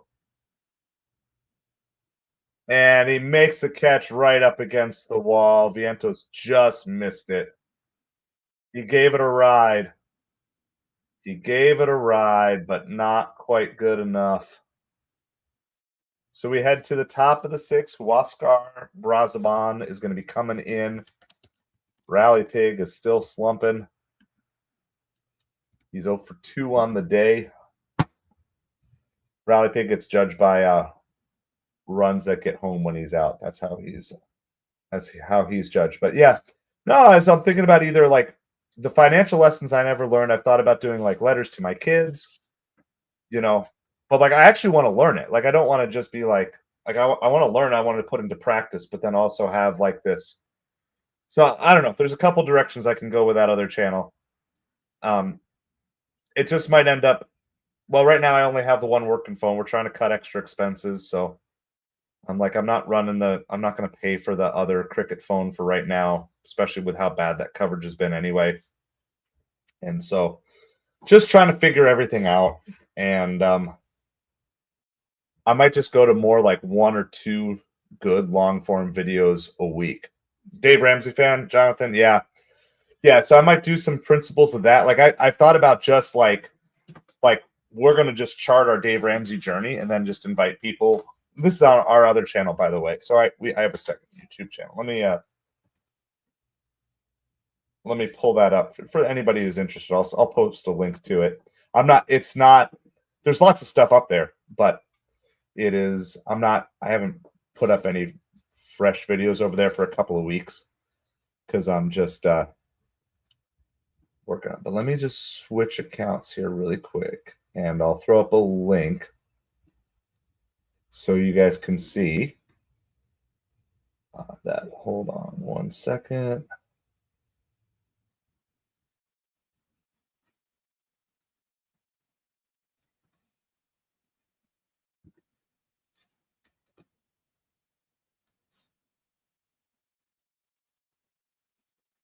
All right, here's the link. I'll post the link in both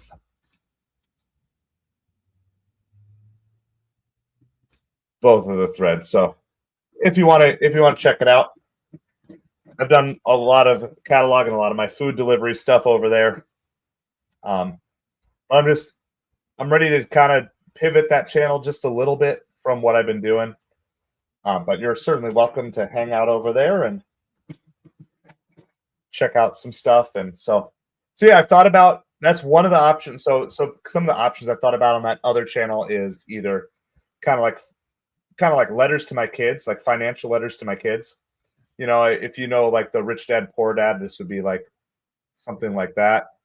I've thought about just here's our Dave Ramsey journey, and if you want to come on and support us in helping us get out of debt faster, we welcome you with that. And I thought about doing that like a daily vlog channel, but the problem is time. You know, if I'm going to put the time into growing this MetropoliFins channel, doing vlog is a lot of editing. Then I thought about like weekly vlogs, or I just thought about doing just quick little brief updates, unedited, not like a vlog style, but just do like an end of the day journal, like basically like a video journal at the end of the day. So I haven't decided exactly what I want to pivot to exactly on that, other than, and I still want to create some good searchable content that'll help people out, you know, but yeah, I'm just juggling ideas in my head, and instead of just posting nonsense content, I'm like, yeah, I'm gonna just take a little break here. All right. Max Kepler's at the plate here for the Phillies. 2 balls, 2 strikes in the top of the sixth inning.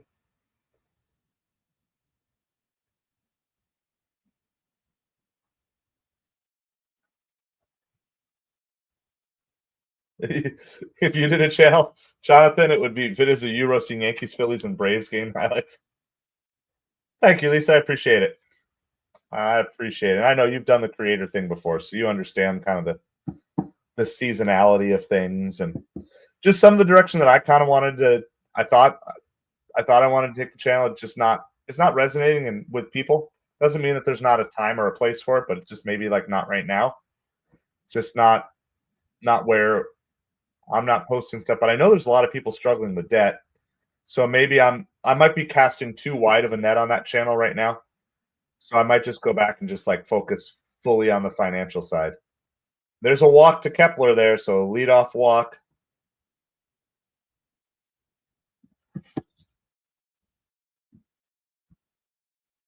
So I want to serve other people, but ultimately too, I don't want to. I don't want to waste my time creating content that people who are currently part of the channel aren't super interested in.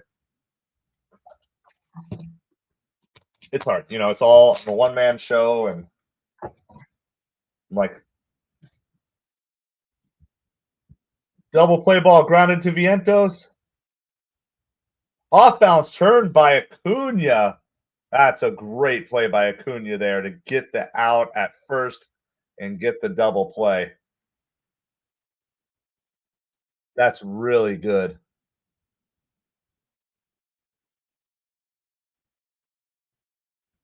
That was pretty.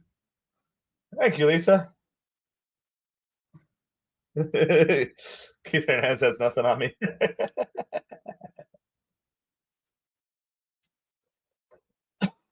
I'll tell you what, we have the best booth in baseball, radio and TV, both. There's such entertaining games to listen into. I find myself even while I'm covering these games, I get distracted. That's a little low. 2 balls, no strikes to Alec Boehm.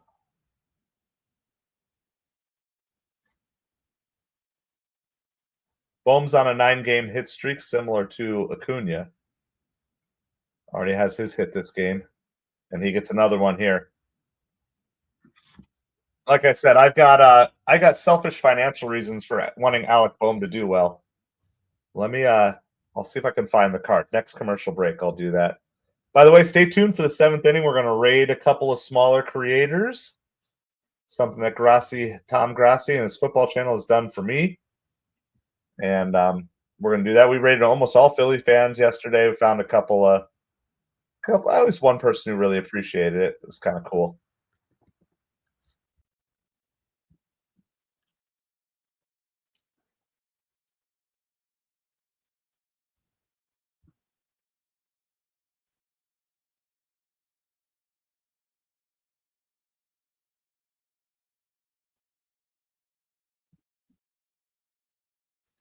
All right.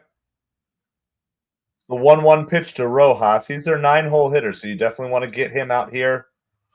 Start fresh with Stott at the top of the 7th. You don't want to face Stott with runners on here in the 6th. I'll see if I can find my card here for you guys. I'll show it to you.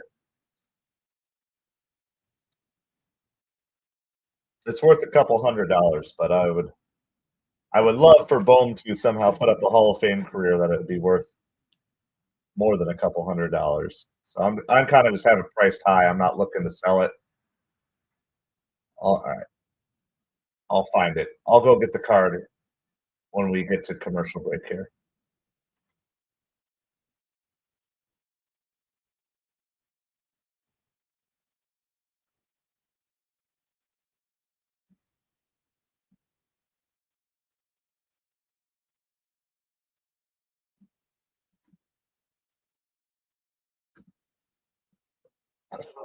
Ball low, 2 balls, 1 strike.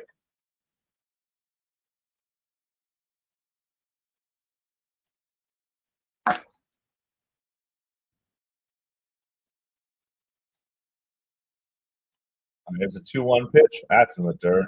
Not even close. 3-1.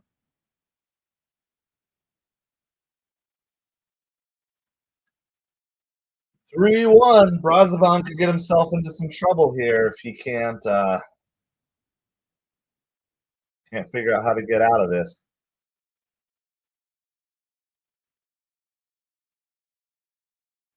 Pop foul gets it to 3-2.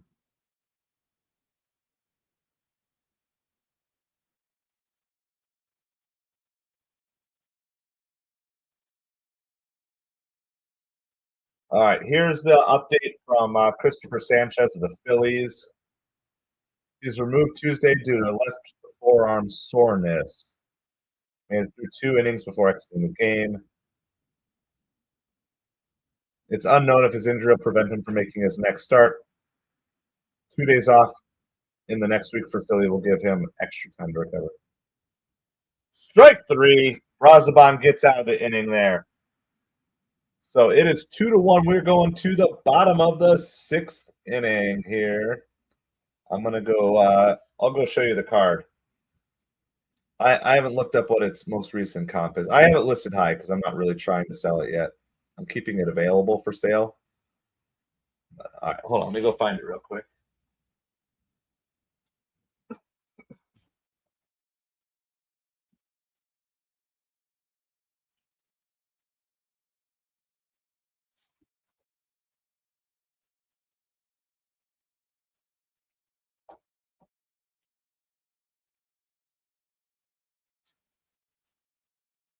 All right, here it is. All right, so it's Alec Bohm, Mike Schmidt. This is a Bohm rookie card. So this is from his rookie year. So I've been holding on to this card. I pulled it. It's probably the best card I've ever pack pulled. So it is serial numbered to, what is it, out of 15. Serial number 14 out of 15. It's Alec Bohm rookie card from his rookie year. I don't know if it actually has the rookie label on it, but it is from 2021. Topps Museum dual autograph, serial number 215. So I'll look up really quick just to see what the most recent comps are on the card, but it's probably the best card I currently own. So that's one of the reasons why I hate playing the Phillies, other than I don't like the Phillies. But it's like I want Bohm to do well, but I want the Mets to win. So let me just see. Yeah, I mean somebody's got the card listed at like 670. I just have mine listed at 1,000. So yes, sports market. I'm a Mets fan. I'm not seeing any recent comps on it. So it's probably, I would say, I think the recent sold, this was like from a year or so ago, I think was in the 350 to 400 range. So yeah, I am a New York Mets, Miami Dolphins fan. This is MetropoliFins. We're YouTube's smallest Mets and Dolphins channel. And so we are on our way to 200 subscribers. So everybody watching, if you haven't yet done so, please hit that like, hit that subscribe. We are 3 away. We're at 197. Start mark flies out to right field here. It's going to be 1 pitch and 1 out. That's not the approach you're really looking for here. Jordan Romano is now in for the Phillies here.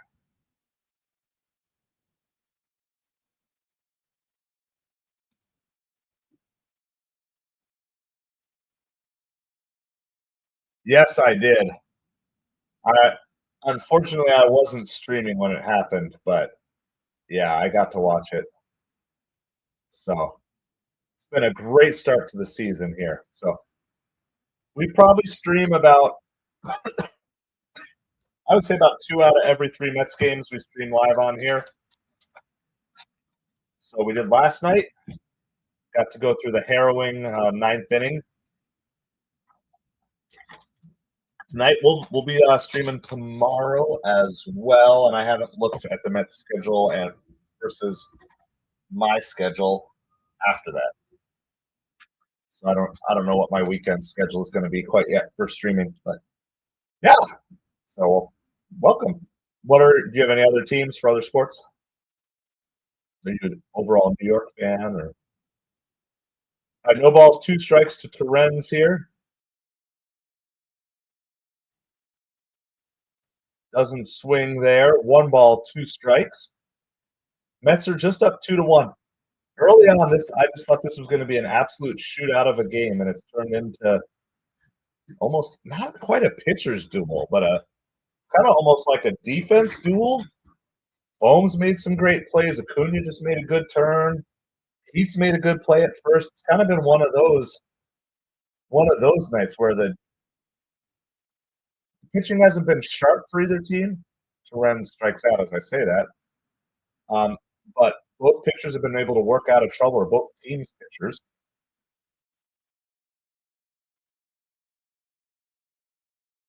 Black Lindor jersey. I saw that. It's crazy. 7-4 Cubs and Dodgers. You Dodgers have played the Cubs so much. I can't. Are you like me? Like, I'm so sick of seeing the same teams that we saw like all of spring training and in the first half of the season. It's like the same teams over and over again. We've been stuck playing like the Cardinals, Astros, Marlins, like all spring training, and like into the early part of the season. Like, there's been so little variety. Like, I'm actually not that I like the Phillies, but I'm excited to play the Phillies as a team that we haven't seen. Because I feel like every time I look at the Dodgers, they're playing the Cubs. You started the season in Japan against them, then you played them when you came back, and now you're playing them again. I got to imagine your season series with the Cubs has to be just about over. Who do you see, Jangly? Who do you see as the biggest threat to the Dodgers in the NL West? Which of those teams do you think is the best between Diamondbacks, Padres, Giants? Well, there's a walk for Tyrone Taylor there. Favorite baseball player? Well, okay. So I'm going to answer this on a lot of different levels.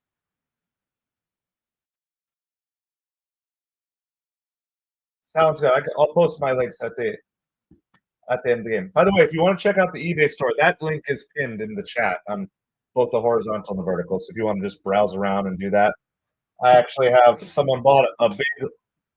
Tyrone Taylor steals the base without a throw. So I'm actually shipping out. Someone bought a huge lot of Tariq Skubal rookie cards and stuff, so I got to ship that out tomorrow. So I will be shipping. So if you guys are interested in sports cards as well as other random junk around my house, I'm just clearing out.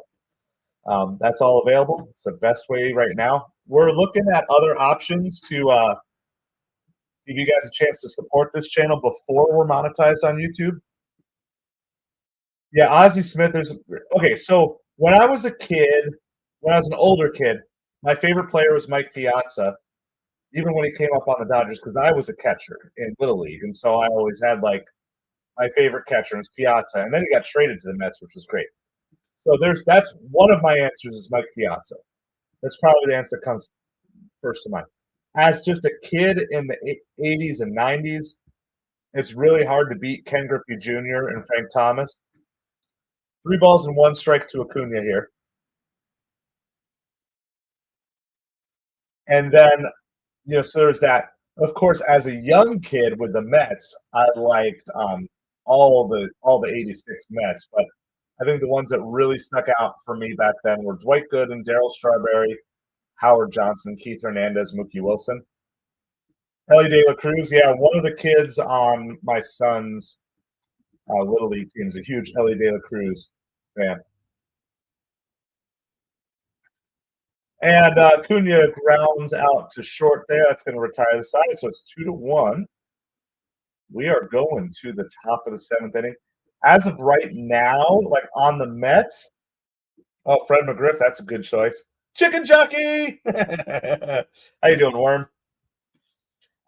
As of right, like on the Mets right now, Brandon Nimmo is my favorite player. Not just because of like on the field, but just who he is as a person off the field. I also thoroughly enjoy all the content that Coach Rack which is Robert Anthony Cruz from the Savannah Bananas. All the content that he puts out on YouTube. My son watches a lot of his stuff, both mindset stuff and faith stuff, as well as baseball stuff. So I like all that stuff that he does. Who else am I really like? Who else do I really get excited about? Like outside of the Mets right now, I mean, I like Elliot. I like the youth movement. So I've kind of just I'm kind of a fan of a lot of these guys who had to battle through. They were in the minors or making their major league debuts like 2020, where they missed that 2020 season. They're kind of having to battle back. So like just in a broad sense, that's like your Spencer Torkelson, Alec Boehm, Casey Mize, like all these guys who were rookies in like 2021, 2022. Like I'm cheering for those guys extra because they got a really raw deal losing one of their most important developmental years, either like their senior year in high school or freshman year in college or their first year in minor league ball. Like a lot of these guys got really messed up by 2020. So I just I'm rooting for them. It's kind of like a soft spot that I have. It's probably why I tend to probably over defend Brett Beatty a little bit because I know these guys kind of got a raw deal, but I like that it kind of feels like there's a torch being passed to like a younger generation in baseball right now. And that's kind of fun. All right, AJ Minter's coming in for the Mets here. By the way, we're going to raid a couple, at least one or two creators here. So we're going to start with one because I already have it open. Let me make sure I'm ready to go. So one of the things we do around here just to support some other small creators and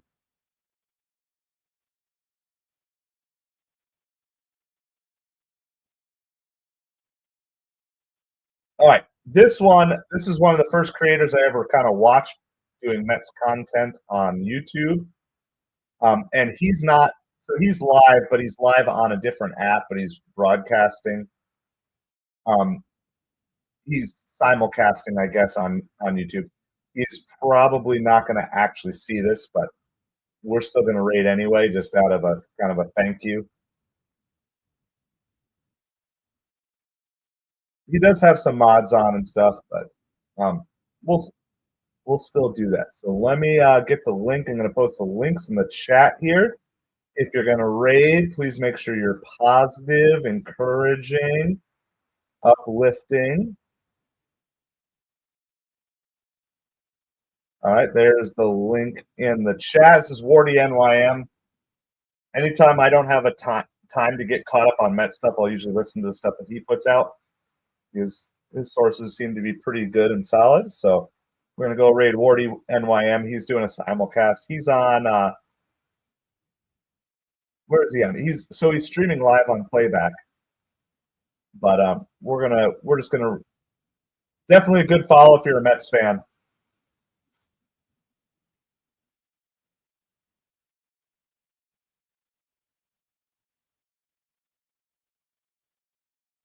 All right, so there's the first raid that we're going to do. Again, I'm not expecting to actually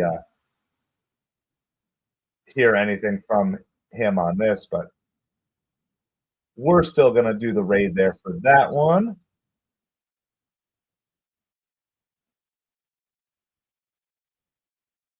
NFL draft tomorrow, Jonathan. Nice. All right, let's find one more. I'm gonna try to find one more. We'll try to find one more to raid after this as well.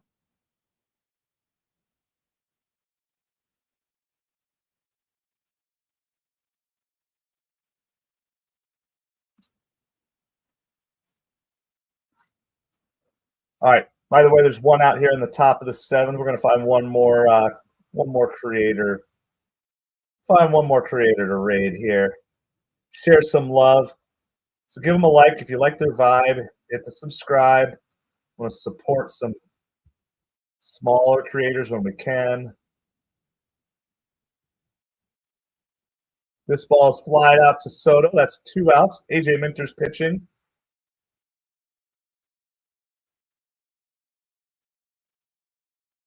And I believe it's going to bring up Bryce Harper. So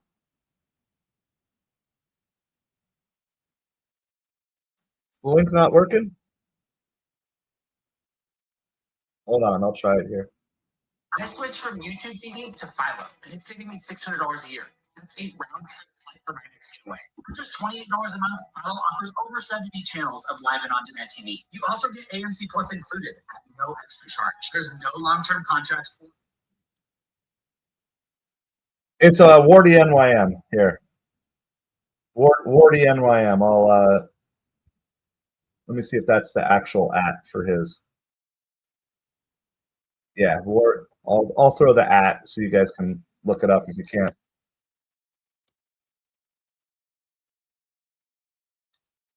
I don't know why that's. I don't know why the link's not working.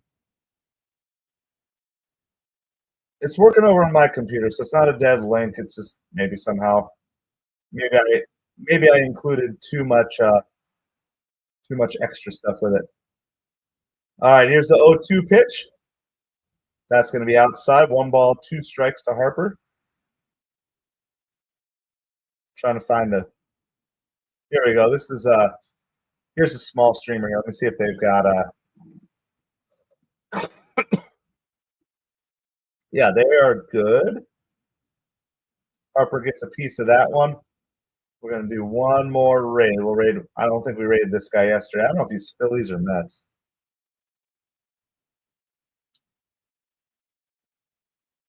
Yeah, he's a Phillies guy, but that's okay. We're still raiding. It's about the creator economy. Struck him out. All right. Here we go. This is link number 2. If they're not your vibe,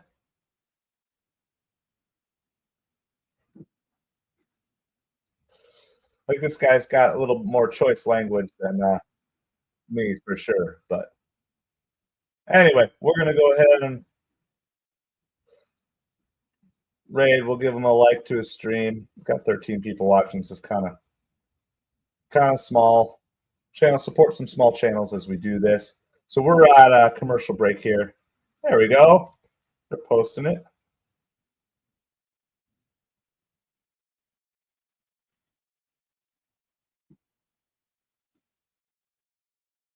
There we go. Get a little shout out. Got posted on the screen as on Philly halftime. I think he's using the same software I'm using right now. So StreamYard.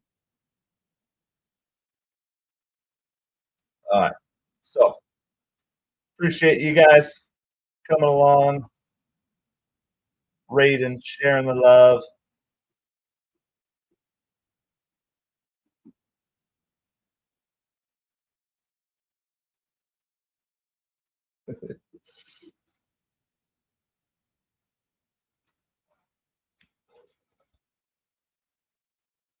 There we go. Give a shout out.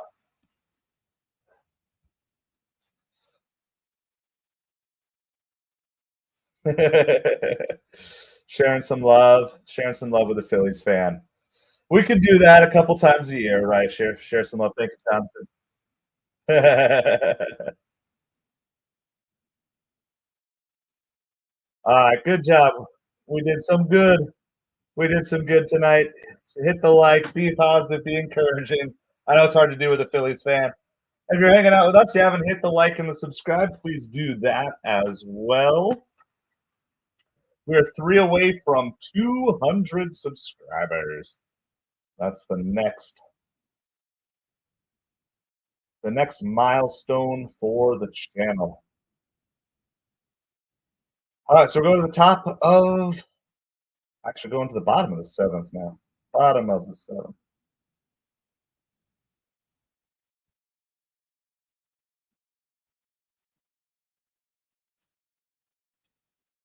This is a Zokar, Lindor, and Soto due up for the Mets. I'm surprised that we're not getting a pinch hitter here. You had asked earlier about a pinch hitter, Jonathan. This is the time that I would want to see. I'd want to see a pinch hitter here.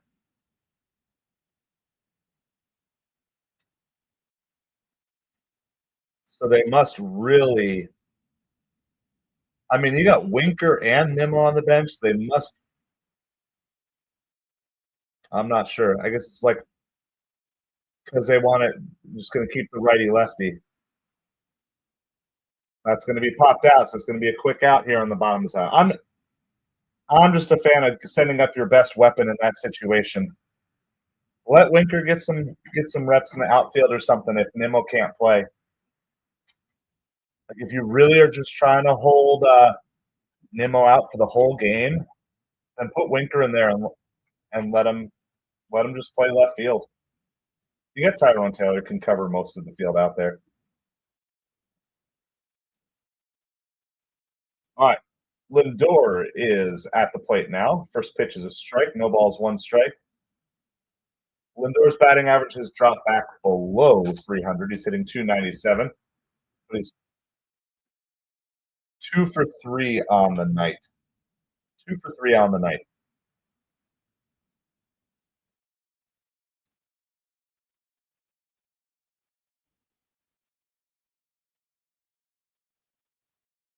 Oof. Going to call that a strike, too, on the outside corner. No balls, 2 strikes. Well, Lindor's got to kind of protect now. Well, despite getting into the Phillies bullpen in the third inning, Mets haven't been able to do anything. Lindor choppers. Ball goes down the line, overthrown first base. Lindor's going to end up on second. I don't know if they're going to give him a hit and an error or if they're just going to give him a two-base error. I think a good throw had him.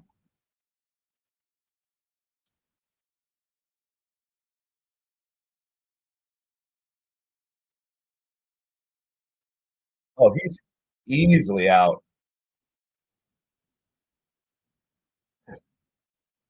They're going to give Lindor the hit, but he was a dead duck at first on with a good throw. I guess they're saying just being able to. Yeah. So Lindor's going to be on second with 1 out, as is our policy tonight. Rally picks going to come out when Soto's up. All right, there you go. Yep. All right, it's time for Soto to bust out here. Time for the Mets to do something against this Phillies bullpen.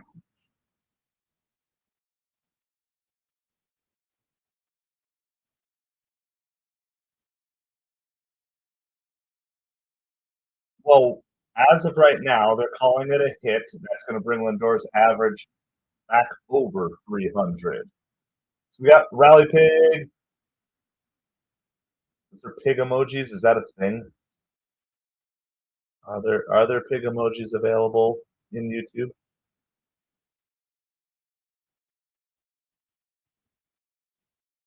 There you go.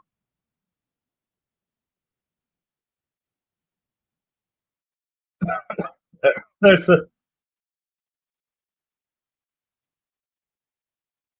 We'll throw our until we can get our own custom emojis on here. We'll use the. There's the rally pig. Maybe that's what we're missing. We haven't been using the pig emojis. Yeah, there you go, Jonathan.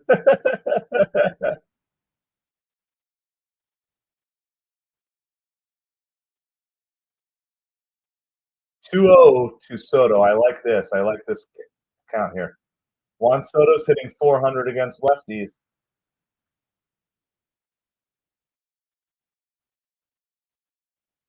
Ball is comebacker off the pitcher. Lindor's going to move up to third. Soto's going to be retired at first.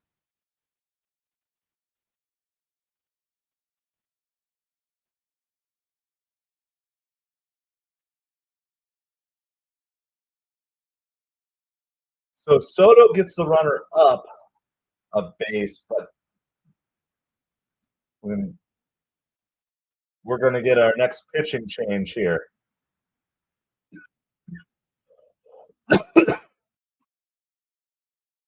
All right, Rally Pig gets to stay out though. See if he can benefit from Pete here. So we got a pitching change here as we go, so you're not missing any action. All right, let's do this. Let's do a scoreboard update. We have some games that are in the books, like the Yankees losing, but this is a perfect time. Let's just run. We're going to run fast through the scores because we'll be back here quick. Braves Cardinals all tied up at 4, top of the 8th inning. Bottom 8, the Royals are trying to squeak out a win over the Rockies. They're up 2-0. Twins up 2-1 on the White Sox. Red Sox up 8-3 over the Mariners. That's bottom 7. Cubs. Ooh, wasn't trying to click on Ronel Blanco there.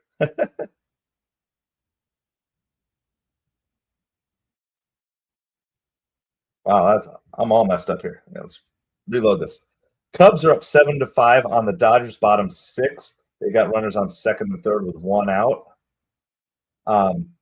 Astros up 3-1 over the Blue Jays. Pirates Angels just underway. Rays and Diamondbacks about to get started. Same thing with Brewers Giants. Rangers Athletics are going to start at 10:05. And then games that are officially in the books now. The Guardians beat the Yankees 3-2. The Padres beat the Tigers 2-0. Flaherty with the loss. Pavetta 4-1 with a 1.2 ERA. There's lots of talk about the Mets getting Pavetta. Turns out, I guess that would have played better than Montas, I guess, so far this season. Marlins beat the Reds 4-3. Like a nice little comeback win for the Marlins, scoring 2 in the 7th to take the lead.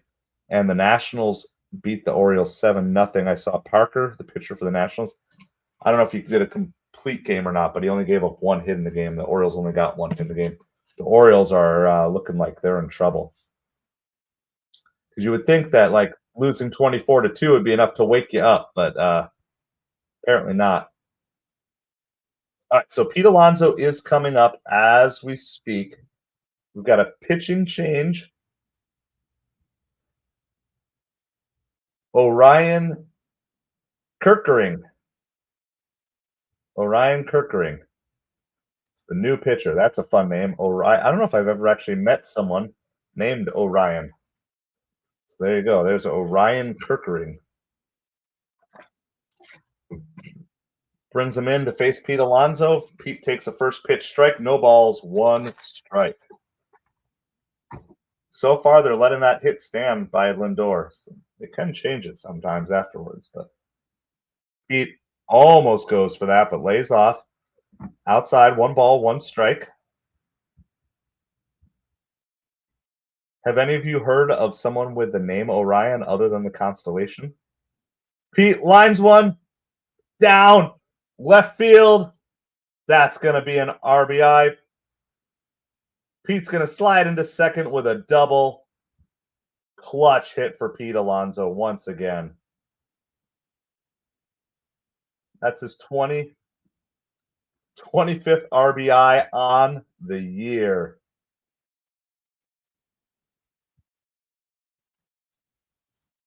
They could have just walked Pete and faced Vientos. I don't know why you wouldn't have just intentionally walked him.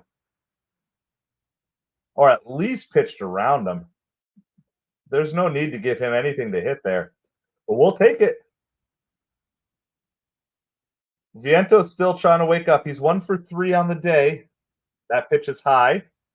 Obviously, Pete's not feeling any ill effects from getting hit by the pitch either. So Rally Pig comes through. Rally Pig's going to get credit for that run. Finally, yeah, you and I are thinking the same thing, Jonathan.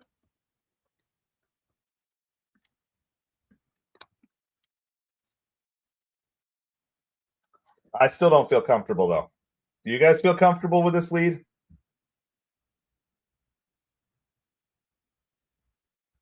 Vientos fouls that one away. That was not the best pitch to swing at 2-0.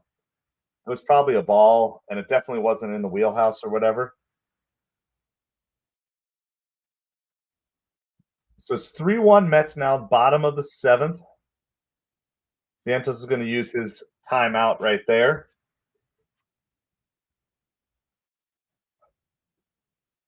So maybe it's the Rally Pig emojis too, Jonathan. It's not just the Rally Pig itself, but we got to throw the emojis in the chat. 3-1. That could have been ball 4 if Vientos hadn't swung at that last pitch.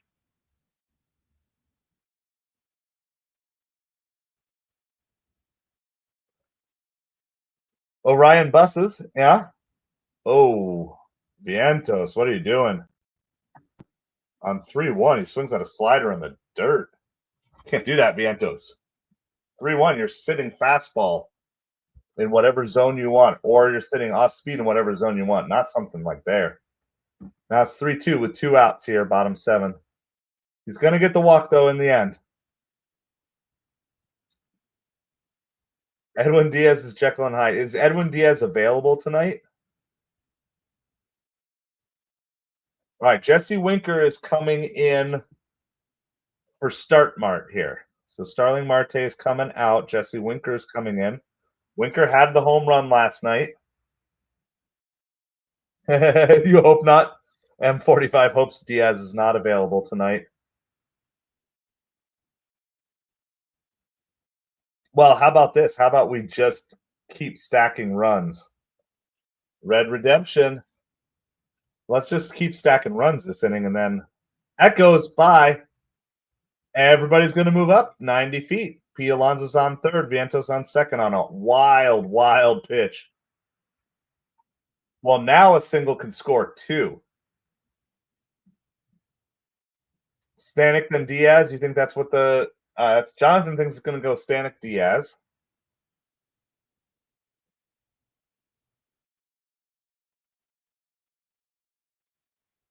That's high. 2-0.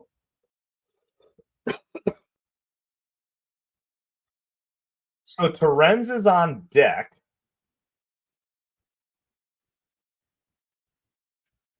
They're going to walk Jesse Winker here, so to load the bases. You send up Nimmo here. They're going to have Terens hit. Man, I'm not going to second guess here. It's like you have 2 lefties available in Beatty and Nimmo.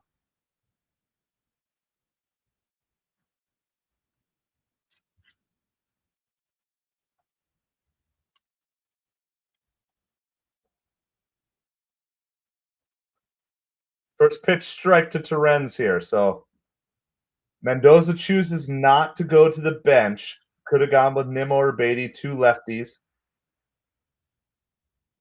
And then chases a slider, 0-2.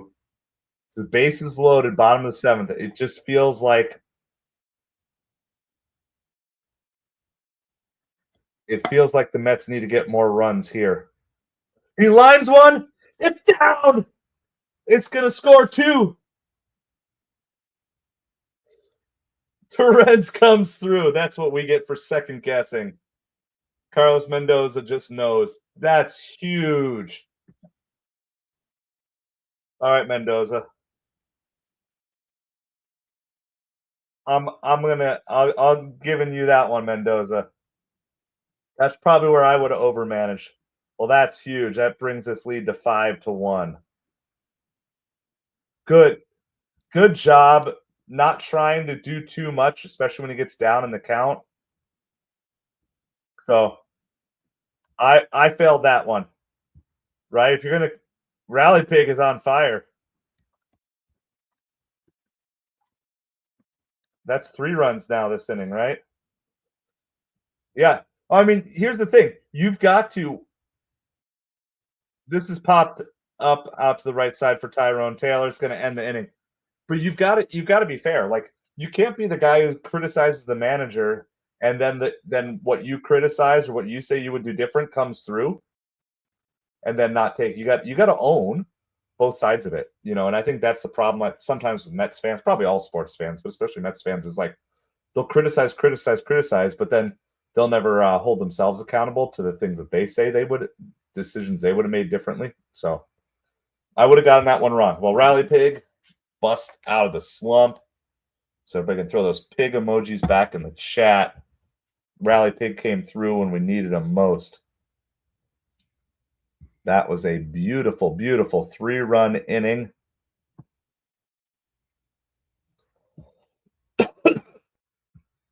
So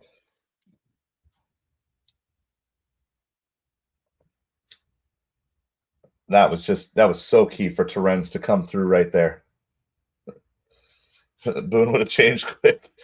Yeah, I mean, I think a lot of Mets fans probably would have not sent Torrens up there. Would have sent up Nimmo, or would have sent up. I probably don't send up Beatty there. You probably send up Nimmo, and he stuck with Torrens, and Torrens came through. This is why it's not always analytics. It's also the eye test. It's your feel for the game. It's just knowing.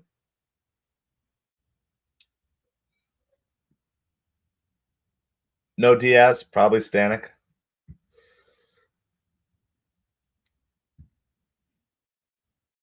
Stanek, then Budo.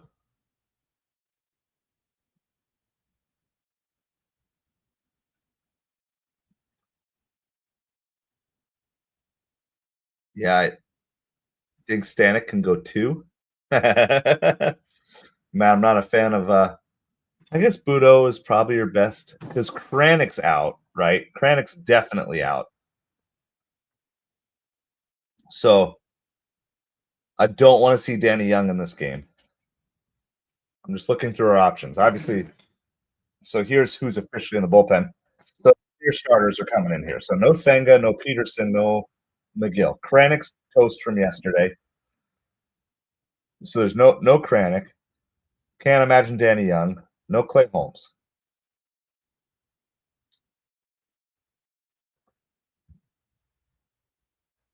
Diaz is probably not available. So you're talking, yeah, it's probably Budo. You're probably right. First pitch is a ball.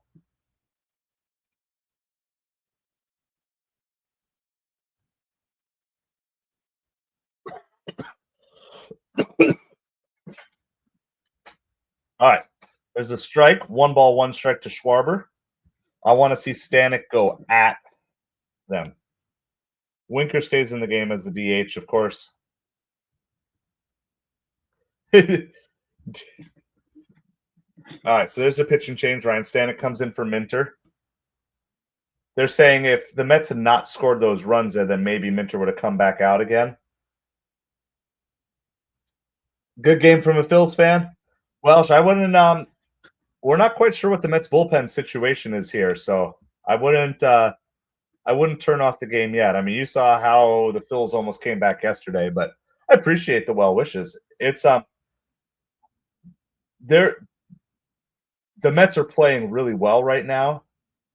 But there's no way that I would come out of this saying the Mets are like going to dominate the Phillies for the rest of the season. I think it's going to be a neck and neck battle all the way through the season.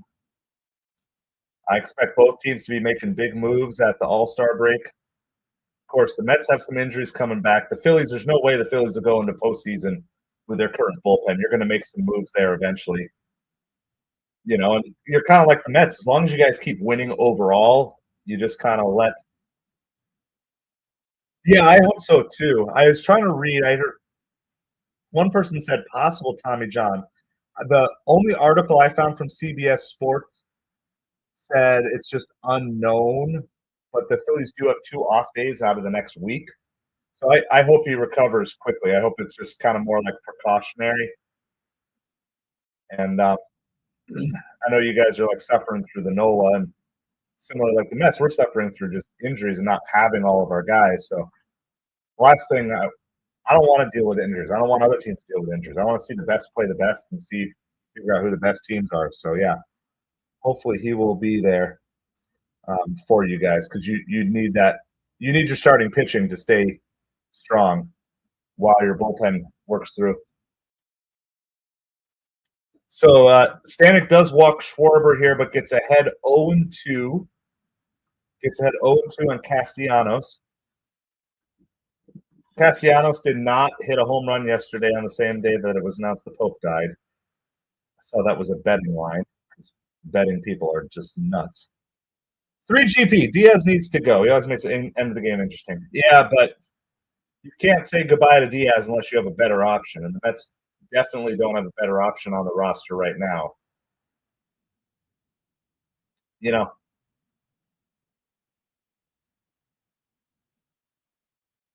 This is shallow center field. Tyrone Taylor gets under it.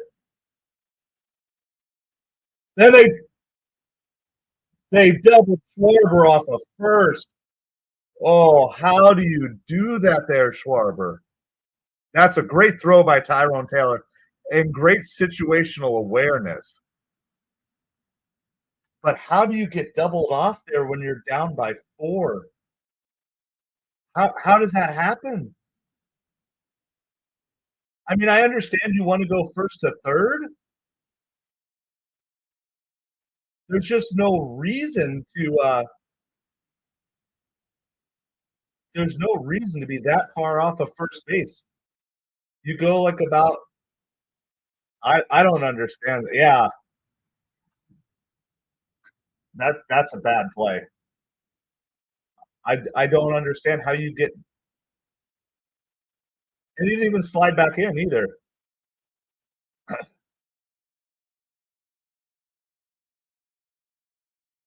Well, that definitely helps Stanek out there. So Kepler is up now as he's behind 2-0 to Kepler though. So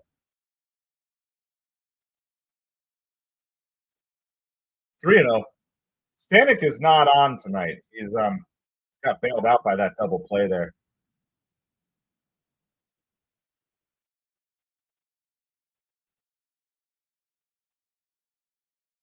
Yeah, he just that's a 4-pitch walk by Stanek after the big play. So the adrenaline might be pumping a little too much for Stanek there after seeing that double off. Well, Acuna had a bad base running play earlier tonight, but he's a younger athlete and it's maybe a little more understandable. Schwarber getting doubled off there. That's a he's gonna Philly media is gonna not be happy with that. Castellanos struggling.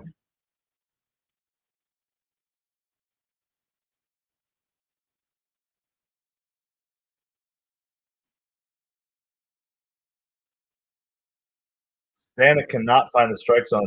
6 straight balls since the double play. That's why I said, like, come on, Stanek. Like, literally, all you have to do is pitch strikes.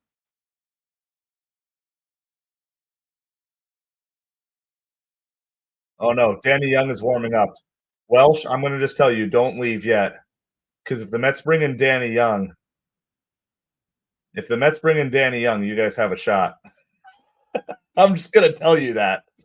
I'm going to tell you if the Mets bring in Danny Young, you have a shot.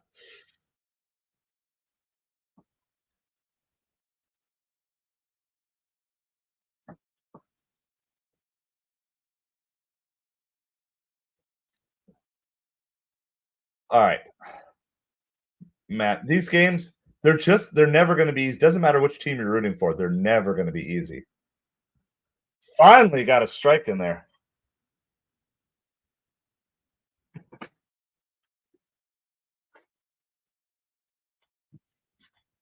All right, it's 2 balls, 1 strike to Real Muto here. Which ideally you can get Real Muto, so you have to face 8, 9, and 1 in the 9th. Appreciate everybody hanging out with us. Make sure you hit that like, hit that subscribe. We are currently 3 away from 200 subscribers. Trying to be family friendly and F-bomb free, but talking baseball here from Mets fan perspective. So Welsh, thank you so much for hanging out with us. All right, let's see. Fouled back. So Stanek is fighting back here. 2 balls, 2 strikes. That was a great play by Tyrone Taylor, by the way. Because as bad of a base running play as it was, it had to be a great throw in order to get him. That's fouled away as well here.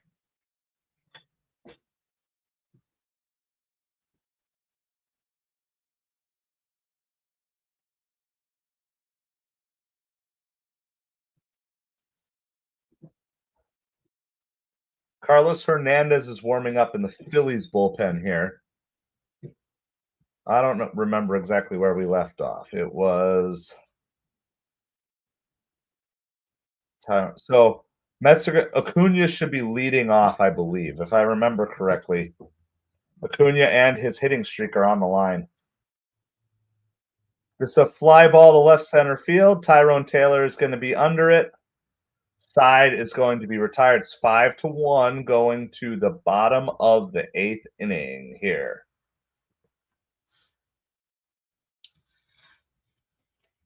Awesome. Well, Shay, I appreciate it. I appreciate it so much. We try to be. I try to do some other coverage too. I do like a power rankings every week too.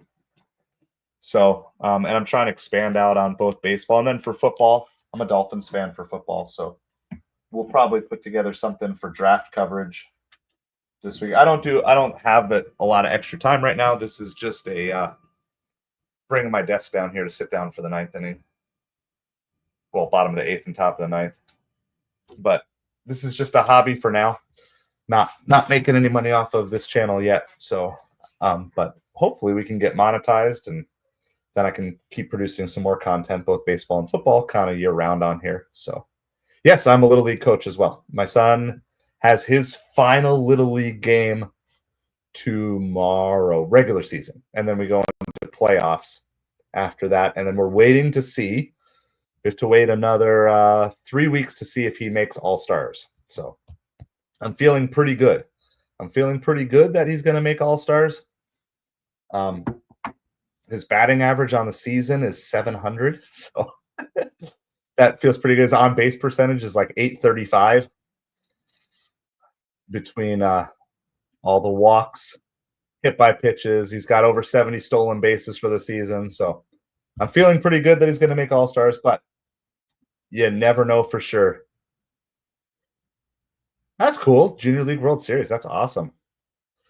Yeah, so this is kind of we switched leagues this year, and he moved into a harder league. Yeah, I mean he's just 9. He's a lefty, so he's fast out of the box. He gets lots of those infield hits, and they're little league hits, and some of them are probably they'd be scored as errors in the majors, but it's little league for 8, 9, and 10-year-olds. So the point is he knows how to put the ball in play. His power's not there yet. He's still doing that. He's just started to pitch here the last month or so, and so it's come along. It's been a fun journey. His baseball career is already better than mine was, so I'm excited about that for him. So, and I get the joy of coaching him this year, and I don't know how many years it's going to last. I was invited to coach this year, so it worked out to be there. So we'll probably do some sort of update on our playoff tournament here. Cunha is going to fly out to shallow center field, and that is going to end Acuna's hitting streak, unless something really bad happens. Or really good. Somehow the Mets can bat around this inning. Zokar. All right, Jose Buto is going to pitch the 9th. You were right on that one, Jonathan.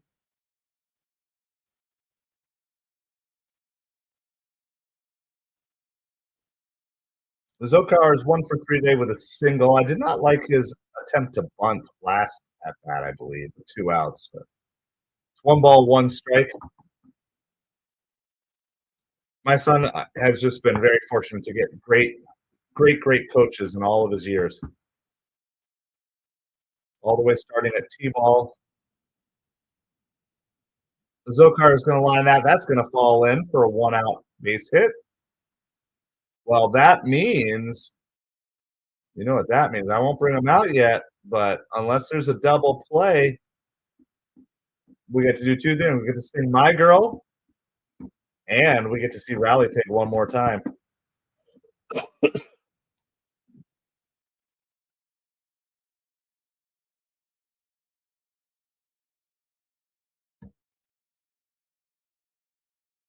What can make me feel that way? Lindor. That's the second time Lindor's used his timeout just so they can finish singing My Girl. The first pitch is inside. The crowd oohs and ahs. 1 ball, no strike. Lindor's 3 for 4 today. His batting average is finally over 300 at 304. The Mets are trying to add more insurance runs because honestly, I never feel like any lead is safe against the Phillies. Probably Phillies fans never feel like any lead is safe against the Mets. As a Mets fan, I never feel like any lead is safe against really any NL East team, even the Marlins, maybe the Nationals. But it's a swing and a miss, 1 ball, 2 strikes. But the way James Wood, is it Wood or Woods? James Wood. The way James Wood is going with the Nationals, that team's going to be. They're going to be in the mix here in the years to come as well. Lindor bloops this one. A sliding grab by Kepler. That's a really good play by Kepler out there. I thought for a second that was going to drop in. All right. Well, Rally Pig's coming out one last time. So I mean I'm sending a Zokar down. That's who I'm sending down. I mean I'm not saying I have unbiased there, but I like the ability to have Vientos be your designated hitter every now and then. First pitch is a ball to Soto, 1 ball, no strikes. Gotta throw the pig emojis in the chat.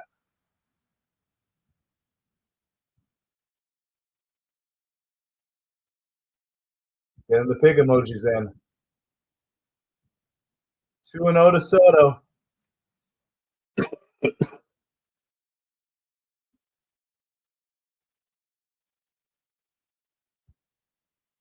That's inside. 3-0.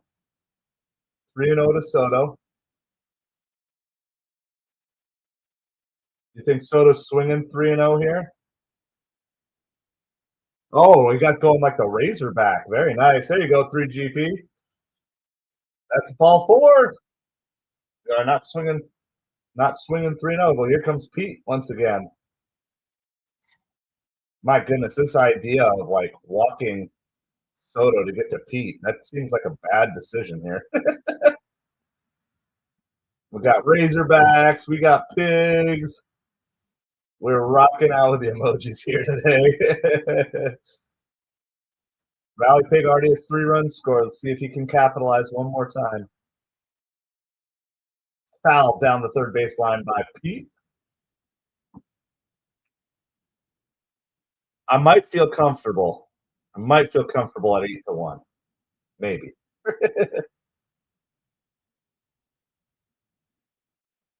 The Mets scored 3 in the bottom of the 7th. Let's try to get 3 in the bottom of the 8th. Oh, Pete chased that one. MVP.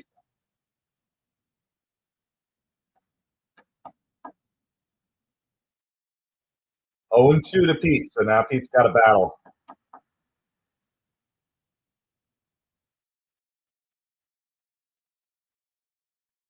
Pete is 2 for 3 on the day with a 1.162 OPS.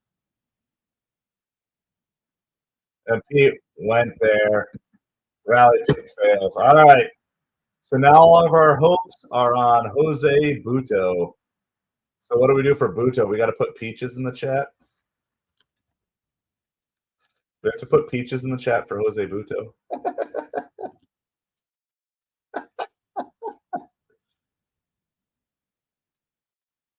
All right. We're throwing the peaches in the chat now for Jose Butto.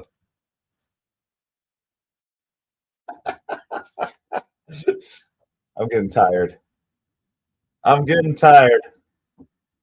Spamming the peaches for Butto. So no trumpets today. All right. Who's our rock solid relief performance? I guess it could be Butto. Stanek had 2 walks, and he was kind of bailed out. I don't think he gets it. It's got to be Minter, right? Minter with 1 inning pitch with a strikeout. Was his inning 1, 2, 3? I think we're going to go AJ Minter for our rock solid relief performance of the day. Put a rock. Hey, 3GP, thank you so much. Peaches to you. Thank you so much for hanging out with us. Let's hope that this game and this stream will end quickly here. I need to go to bed. Put a rock. There's rocks for Buto. All right. Well, here's our rock solid relief performance. This is my pet rock that I made in like kindergarten. We're gonna give that to AJ Minter tonight. 1 inning of scoreless ball with a strikeout, and so and while the game was still in the balance too. That was while the Mets just had a 2-1 lead.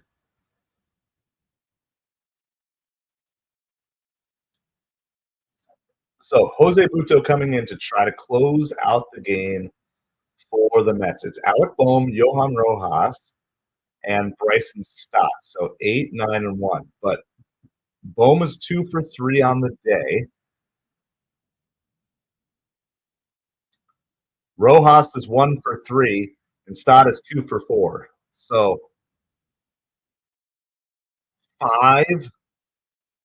five of the Phillies' 8 hits have come from 8, 9, and 1 in the lineup. So where theoretically you might want to have like Turner, Harper, Schwarber, specifically today, maybe Bohm, Rojas, Stott.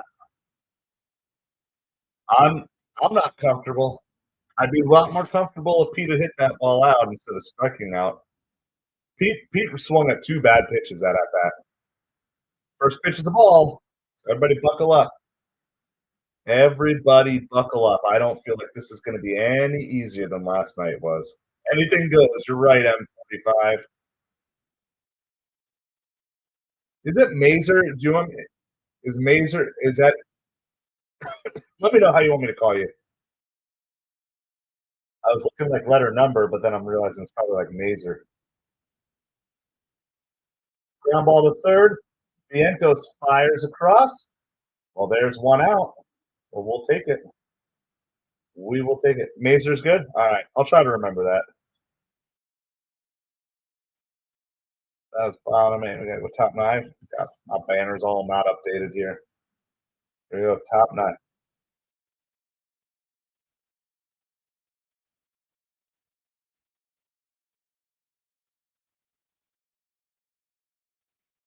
After the game, I'll do a quick little recap, quick little scoreboard update, and then I got to go to bed because I got to be up early.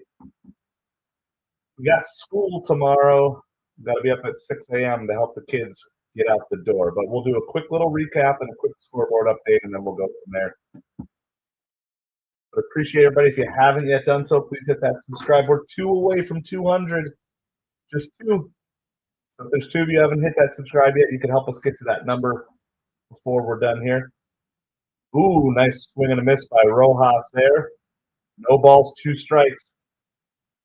In the very least, you want to turn this lineup over to nobody on base. So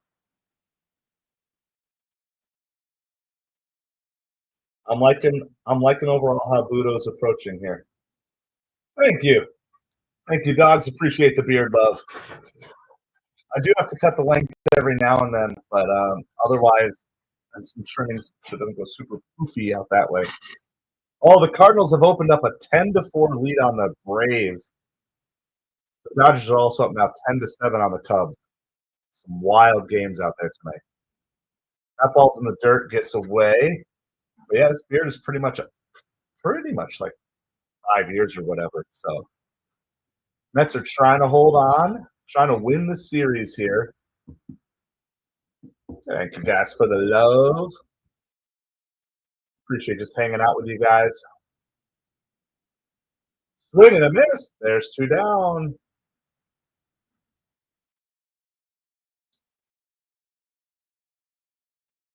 So Phillies are down to their last out. They are going to turn the lineup over here. So it's Stott, Turner, Harper. So at least we're turning the lineup over with nobody on base and with 2 outs. So now you can just comfortably go after these guys here. First pitch is a ball, kind of way out of the way.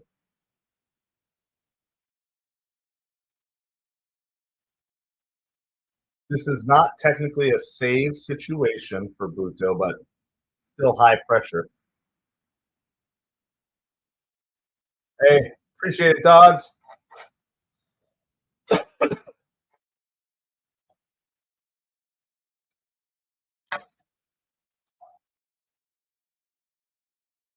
That's outside. 2 balls, 1 strike to start.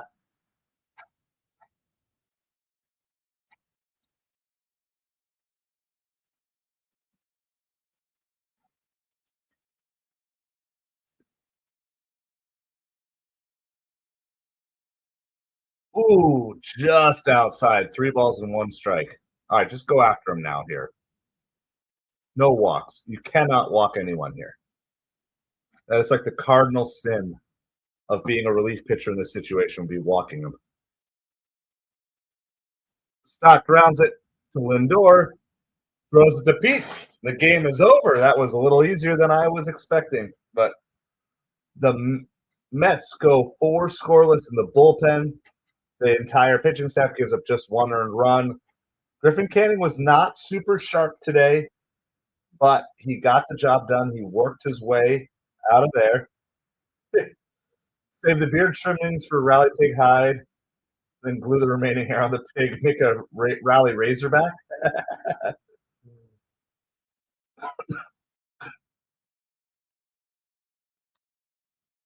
Well, the Mets continue to have among the top, tied for the best record in baseball right now.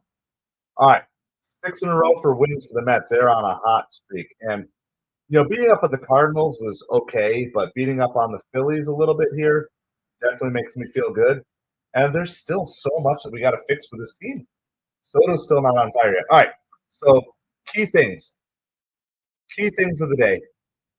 Torrens and Mendoza sticking with Torrens when I wanted to do a sub there, so kudos there. Vientos came through with a key hit. Pete, even though he struck out in the bottom of the eighth, still went 2 for 4. Still hitting 349 on the season. Lindor, again, 3 for 5 with an RBI, a run scored. Acuna got caught stealing today, had his hitting streak, and that's probably the one down part. Again, Griffin Canning was not sharp, but he got 5 strikeouts, and he got out of innings when he needed 7 innings pitched. So I'm going to go ahead and run through the scoreboard here really quick. I appreciate you guys hanging out. Give you about 30 seconds to hit that like and subscribe on your way out if you haven't yet done so. But there have been some definite changes in scores here since we last updated, as well as some games that have gone final. So right now, the Cardinals are leading the Braves 10-4 in the bottom of the 9th.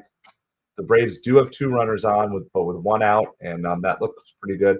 The Rockies have come back to tie up on the Royals, who are struggling mightily. That's 3-3. That's in the 10th inning.